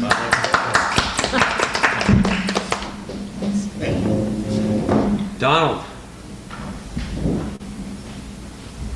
The non-town resident. Yeah. Don Pipsinski. I cannot vote in Hadley. I live in Amherst, but I do own property in Hadley, so I'm conversing as a property owner. I want to answer Peter Matusko's question about a school bus. I've been in school transportation 54 years. I was the town of Hadley's coordinator for 25 years, till I went up to higher positions. I ran bus companies, 50 and 60 buses. Our problem in Hadley right now, Hadley has 4 buses. One, they're doing the red bus run with a Hadley driver. The other one just sits in the town garage all the time. It's being used only as a spare. The other 2 buses are designated for sped children.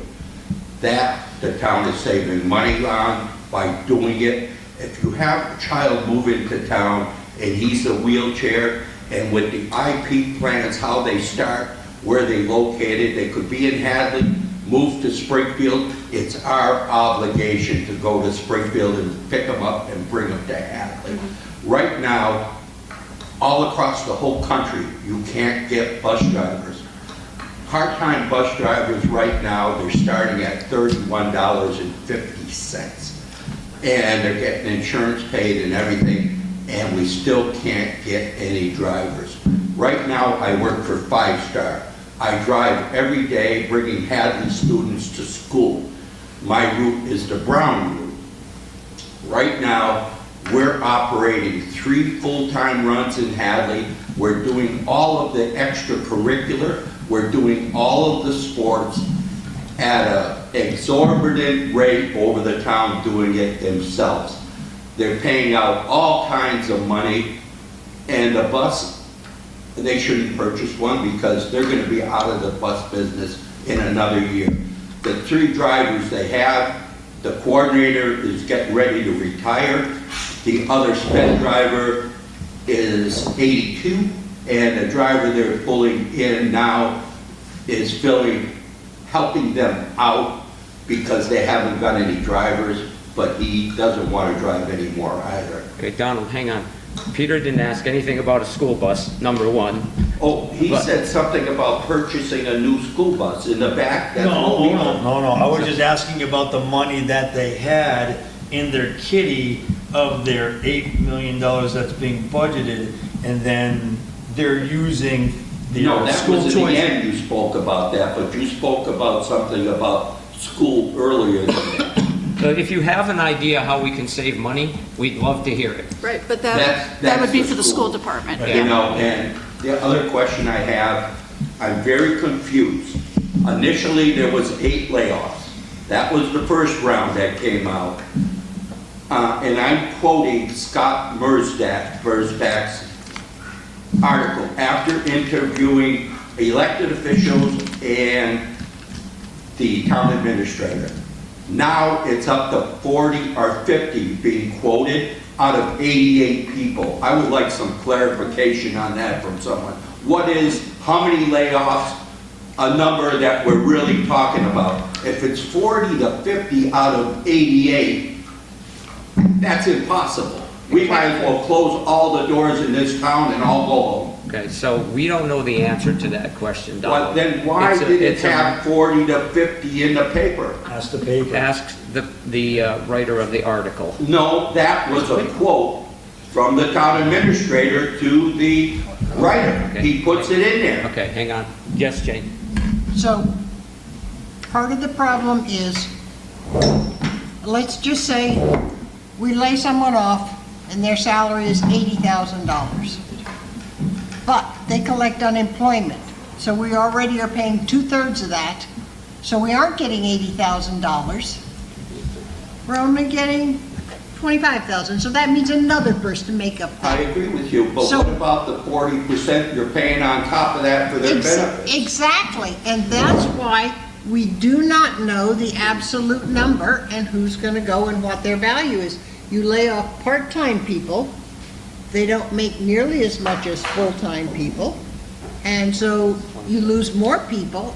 We're still working on how to do it, but the domino effect could be disastrous, especially in next year's budget. Anybody else out there? I can answer that if No, we have to, Brenda, for the. Severance, employment is up to 50% for 27 weeks. I'm Brenda Fredekevitz from Rockville Road, and I want to say one thing. I'm really. Speak into the microphone, Brenda. Is it on? Is there a green light? Okay, speak into it. Speak into it. Okay. Don't be afraid, it doesn't bite. I don't like these things, but anyway, I just want to make a comment too about the fire department. I think that the chief is doing the best that he can. I've heard, you know, as he has rumblings about different things. I know Amy has been doing an outstanding job trying to get to the bottom of a lot of things. She has been very devoted to this town. And I think that before we, you know, make comments about one department or another department, I really think if my house were on fire or somebody was breaking into my house, I would want my first responders there before some other things. We really need to think about things like this. You know, I was there. I was probably the first one to call if it wasn't the homeowner about that fire yesterday afternoon. I was coming up that hill. I just happened to be coming up that hill, and it looked like they were having a barbecue. I said, "Wow, it looks like when I cook." You know, because I don't cook that well. I don't cook actually, but when I got in, I said, "Oh my God, there's smoke coming out of the window," and I was pretty upset. You know, I'm like, "Wow, this is crazy." The guys in there, two guys are trying to move their cars out of their garage. Meanwhile, things are falling. And Chief was there. Chief was there yesterday, and you guys did an outstanding job. I can't speak highly enough for you guys. I know you're fighting the tide. He's trying to help this town, and he's to be commended. Just as Amy fighting this too. I know what's going on, and I can't stand this division. But we are a town. We have to work together and find out what is most important to our people. To me, it's first responders, and we have to look at every part of this budget. You know, we have to look at, you know, what we purchased, long-time investments. We can't just say, "Oh, we want this wish list." I own a business. I have no wish list. I have a hope list, but that can come many years down the road. If I have a shortfall, I have to cut back. That's all I have. Yeah, so we don't have a wish list either, Brenda, and there's not one of us up here that disagrees with what you said about fire and safety.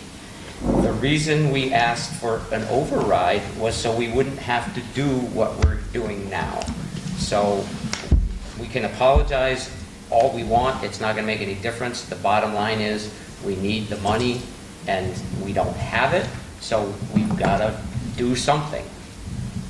We have to do something, but we have to consider our first responders. Yeah, well, we understand that, most definitely. Thank you. Anybody else?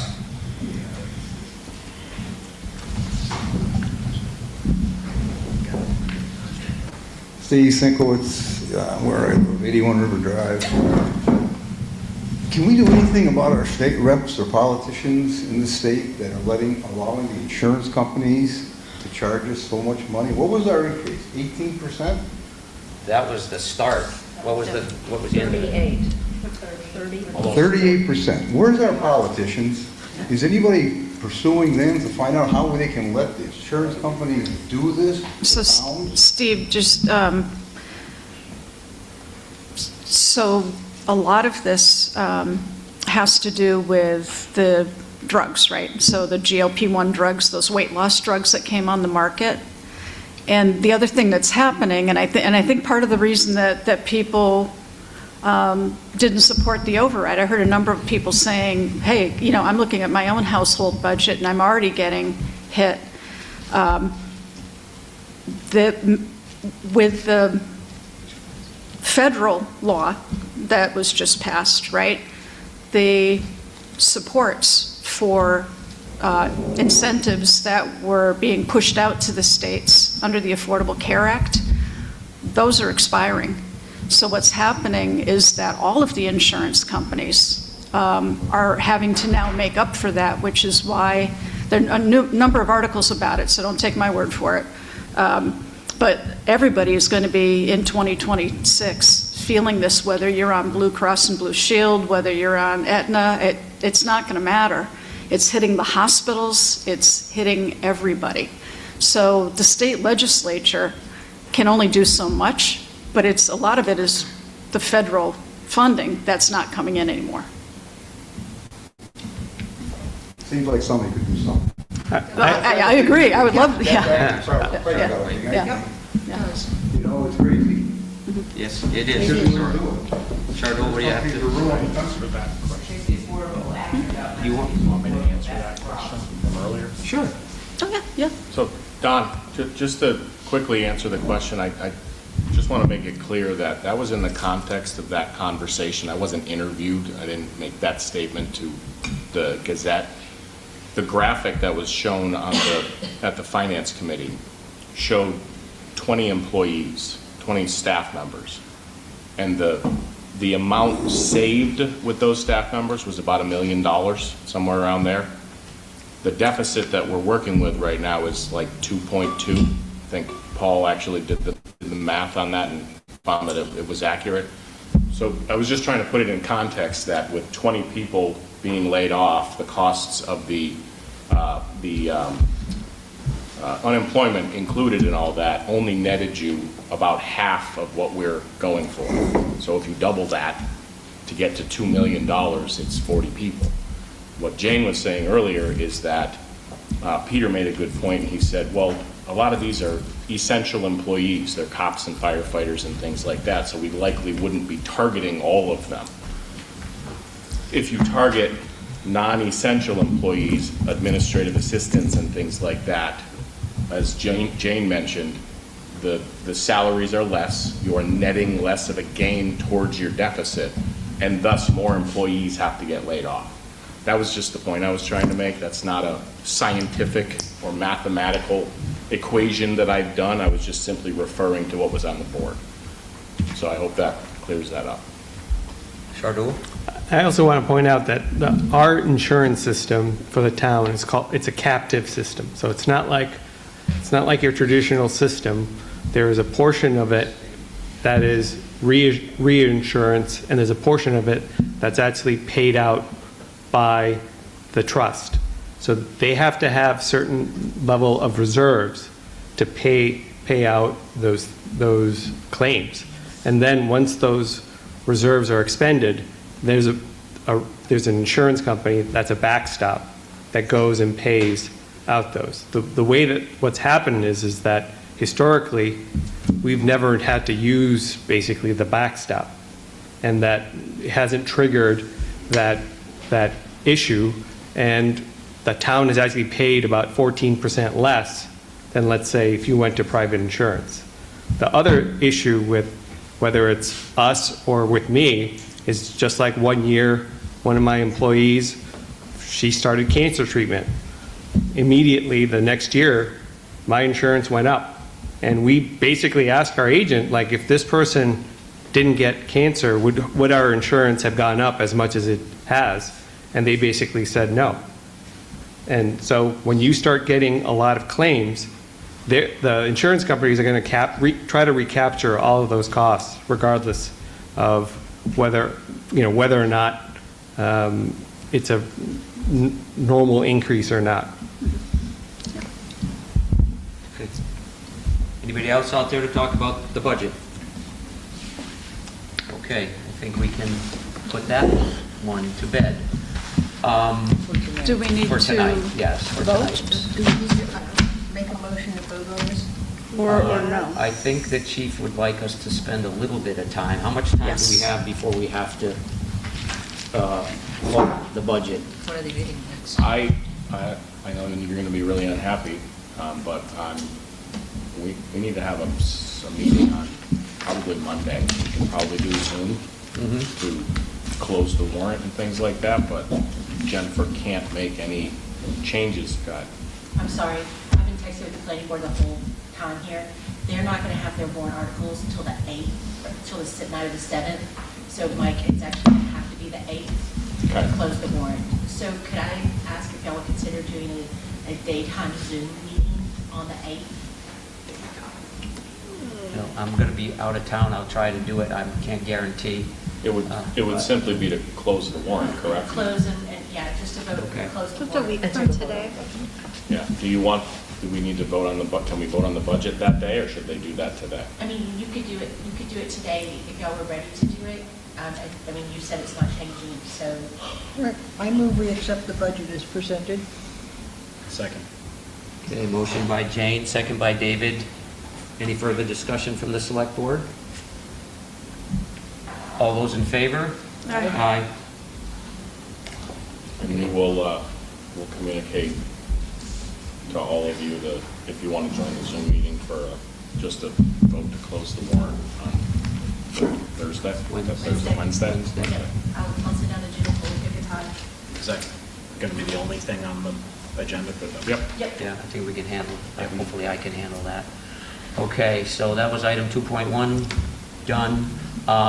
Lauren, did you sufficiently discuss the health insurance that you were going to discuss in item 5.1? Okay, so seeing that, the Finance Committee. Is always welcome to Yeah, stay. you're welcome to stay, but there's nothing else that I see on here. All right, that, I'll make my motion. I'll make a motion to close to adjourn. Second. Motion by Paul, second by Peter, all in favor? Aye. All right, thank you all for coming tonight. Yeah, we'll go on.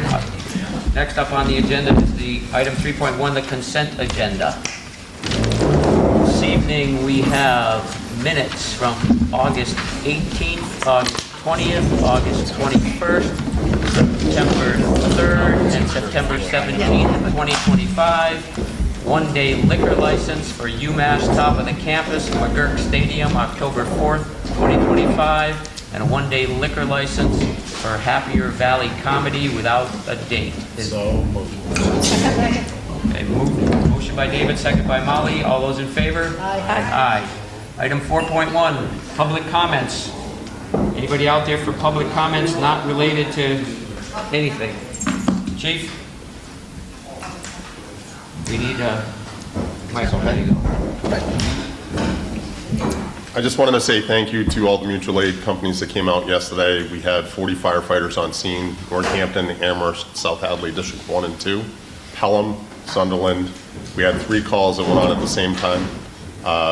So a very stressful evening. I can tell you that with our response time, we were able to knock that fire down, so the family should be able to move back into their home hopefully within the next few days. We're working with them to just get power on. So Amazing, Mike. Yeah. I'd be happy to share photos with you.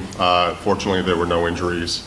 Again, I'd love to have a separate conversation with all of you at another select board meeting. I will email you some information that I put together for you, just on behalf of our department, because of, we have a really great department right now, and it's just really unfortunate what's going on. So We agree 100%, Mike. So anyway, so thank you to all of them for all their hard work. Okay, thank you. Thanks, Chief. Anybody for public comment? Anybody else?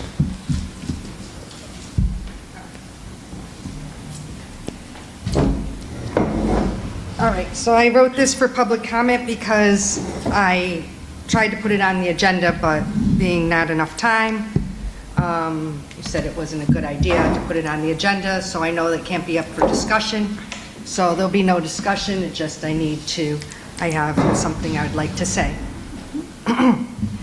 So, in my role as chair, I scheduled a finance committee meeting last Wednesday, September 24th. The meeting was legally posted. When I arrived, I was surprised that the select board were present. Without my knowledge, a by-board meeting had been posted, apparently using my original agenda, copied and pasted to the select board. Everyone in the room appeared to be aware of the by-board meeting, with the exception of the 3 finance committee members, myself, Andy, and Peter. Coincidentally, those are the 3 no votes. As chair, I alone am responsible for scheduling all meetings and setting agendas. Copying and pasting my agenda, I feel, is a violation of process and possibly illegal. This by-board meeting scheduled without my knowledge conflicts with our original posting. This is bad form and no need for it. We have by-board meetings all the time. Why is this one different? Jennifer sent out text letting everyone know that the select board about the meeting, then another because the change in date. Everyone sat around the table, was engaged in conversation. Clearly a by-board meeting. The meeting frankly felt like an ambush. And it was. Following the meeting, a committee member reportedly bragged to another that the entire meeting was a trap, providing an opportunity to attack certain members. This is a shocking violation of public process. Speaking for myself, I felt bullied, personally attacked, I was called a liar, and my personal and professional ethics were attacked without foundation. Members actually attempted to bully us into changing our votes. That seemed to be the purpose of the whole thing. The meeting was highly emotional, yelling, interrupting, and did not engage in actual debate. This was clearly intentional, a performance for viewers, voters, and the press. I think we can do better. I feel like the communication between us needs to be there. All other finance committee boards and us, it clearly states finance and select board. This was the only one that was different. I just felt that I was very uncomfortable of the whole situation. We've worked together for a long time, and I did not appreciate the way it felt in that room. We were not aware of what was happening, and there was only 3 people that were not aware of what was happening. And so that's how I'm letting you know how I felt, and I hope we can do better. Thank you. Amy, is this something you'd like to truly discuss? We can't talk about it tonight, No. but is it something you would like to see before everybody in the future to discuss? Well, what- normally when we want to have a meeting, we discuss it and it's easily posted, or we maybe say it's either, if it's not discussed at a meeting now and saying, oh, in 2 weeks we want to have a buy board, then usually I'll get a message from town hall that we do want a buy board, which is fine, and I will do, we have no trouble with buy boards. It's just, I need to feel like we are all in the loop and it's not being one-sided. Okay? So, do you want to discuss this in the future? What had happened in the last meeting? No, on an agenda, Process. so we can talk On an about agenda, process. a process so that this doesn't happen again. I would love to. Okay. Yeah. Thank you. So noted. Thank you. Okay.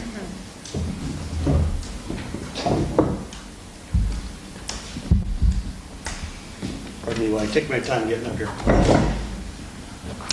Well, after listening to Amy's speech, I feel there's a lot of redundancy in what I was going to say, but at the same point, I'm going to attempt to reinforce it. A few comments about the meeting the other night, and I was going to hesitate to bring this up, as rehashing it won't lead to much good for the community. However, it should be known that it appeared to be a collaborative effort by town leadership to bully committee members and their positions.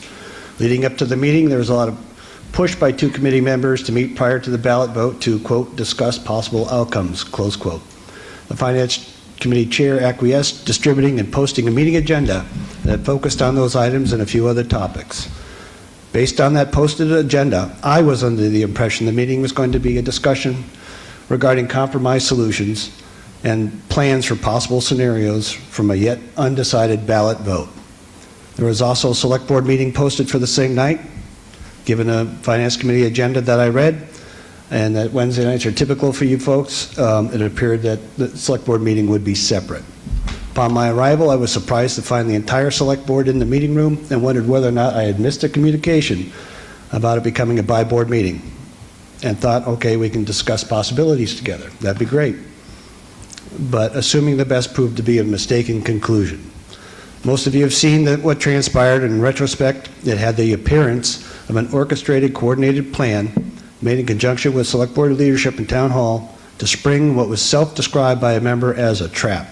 It felt more like an ambush, clearly an attempt to badger, demean, and intimidate members for an opposing viewpoint. Names are called, accusations were made, and collaborative decorum went out the window.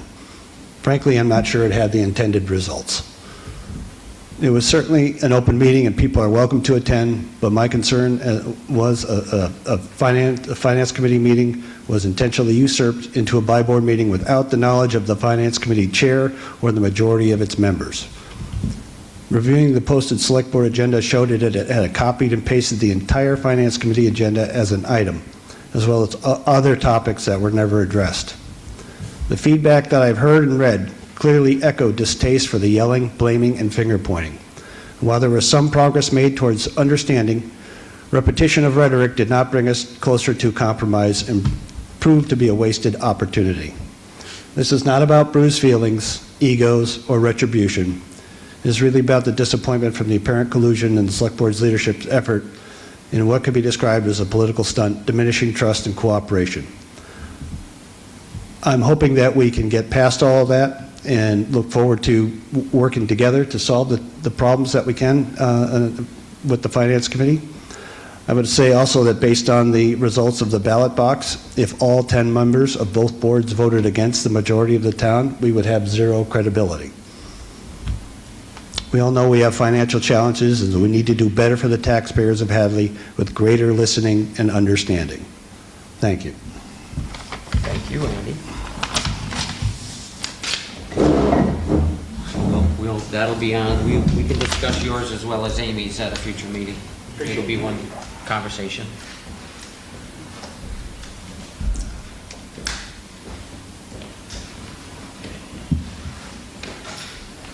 Good evening. Good evening. Did not recognize Name, you sir? without the suit. Oh, Sorry. I know what that's like. Kirk Watley, 133 Huntington Road, Town Moderator. First of all, I'd like to thank the Select Board for giving me this opportunity to speak. Healthy and civil debate and disagreement is the cornerstone of government at every level, even in a small town. Unfortunately, at the Finance Committee meeting of September 24th, things got a bit passionate. I received an overwhelming amount of feedback, and I'm serious about that. It's amazing my phone didn't melt, from the citizens of Hadley regarding that meeting. None of it concerning the content of the discussion, all of it regarding concerns for the interactions themselves, and more specifically, the way Shardul Pamar conducted himself. Yesterday, I met with Shardul for nearly an hour. Even though I'd watched the meeting of the 24th, I wanted to give him an opportunity to defend his position. We had a respectful and constructive discussion, and he agreed that his behavior that evening was not appropriate. Now, I want to be crystal clear about what I'm about to say. So please pay attention to the words that I'm using. You cannot be removed from a committee if you're not a member. Okay? With that in mind, Shardul's appointment to the Finance Committee expired July 1st of this year. I have not gone through the process of having him appointed, and I have not done so, and I will not do so. I do not take this decision lightly.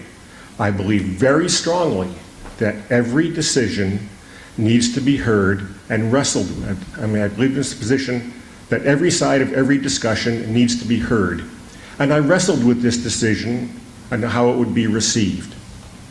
I had many conversations with the lawyers from the Massachusetts Moderators Association Advisory Board for advice. I also reached out to town council, who I heard from, this afternoon. Ultimately, it comes down to respect. It is very inappropriate for a public official to address other public officials in the manner exhibited on the 24th. I realize this leaves the Finance Committee one member short during a period of many discussions. I hope you bear with me while I actively search for a replacement. I also realize that there are strong feelings or opinions on both sides of my actions. It's okay to disagree. There's nothing wrong with disagreeing. That's what we're here to do all the way around. With that stated, I'm officially notifying Town Administrator Michael Mason, Select Board Chairman Randy Iser, Finance Committee Chair Amy Fiden, and I'll be notifying the town clerk in writing by the end of the week that Shardul has no appointment to be sitting on the Finance Committee. He has no active appointment. Therefore, he has no authority to be sitting in on the Finance Committee meetings, and he will not be participating in the meetings effective immediately. With that, I want to thank you for your time, and Chief, Randy, and Amy, you'll be receiving written notification of my decision in the mail to make it official. And I'll be notifying the town clerk as well. Thank you for your time. Thank you. Anybody else? Okay. Seeing none, we'll move on. Item 5.1 has been taken care of, the health insurance. Item 6.1, Town Administrator's Report and Town Project Updates. I'm not sure that there's much to talk about on here. Everything is basically paused. Almost everything on my list costs money. So everything is frozen, all hiring is frozen, all of our projects are frozen.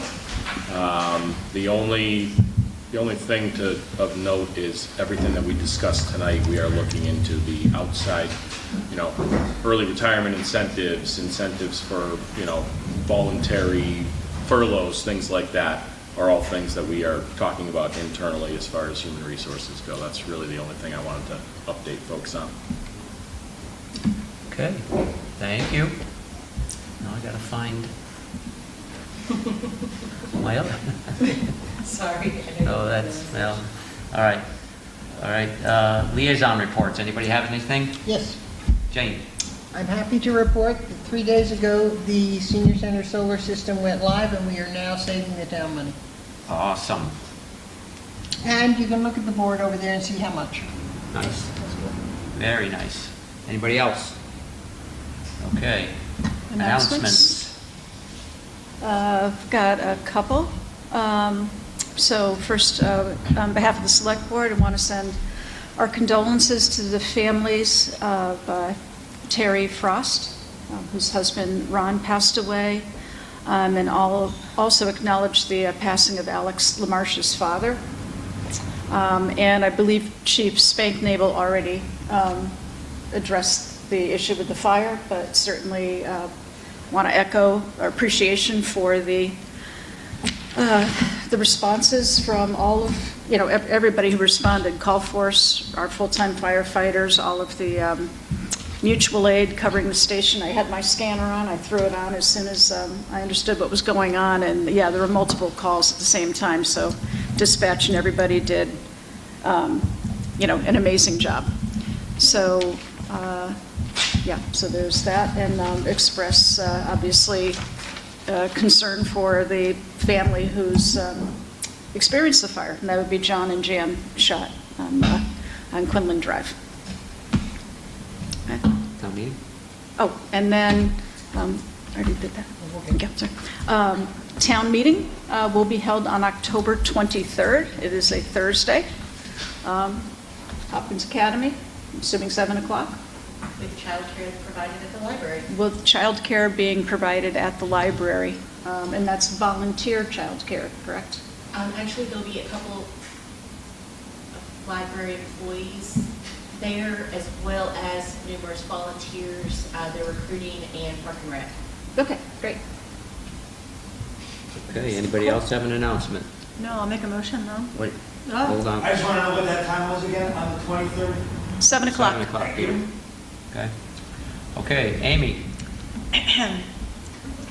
I'd like to make a motion that the select board move into executive session for the provisions of Mass General Law, Chapter 30A, Section 21A7, to comply with or act under the authority of any general or specific law for federal grant and aid requirements, Purpose 7, specifically to open meeting law, General Law, Chapter 30A, subsection 22F and G, that requires the public bodies to review executive session meeting minutes and allows them to withhold executive session minutes and documents used therein from the public until the purpose for confidentiality has expired. And this is going to be for the executive session minutes quarterly review. Do I need to give the dates of them or no? I can. Yeah, you could. Okay. Absolutely. And these are for the executive session minutes for July 30th, 2025, July 2nd, 2025, June 26th, 2025, June 18th, 2025, May 21st, 2025, April 2nd, 2025, July 16th, 2025, and we will not be reconvening an open session tonight. Anybody want to second that? Second. As Chair of the Hadley Select Board, I state that the board has moved and seconded to enter into executive session, and that I state that discussing the matter in open session will have a detrimental impact on the bargaining position of the town of Hadley. Good night, everybody. Aye. Oh, sorry, roll call vote. Roll call vote. Phil? Yes. Isaac? Yes. Keegan? Yes. Dennis Smith? Yes. And Parsons? Yes. Thank you. Now, good night, everybody. Now, good night, everybody.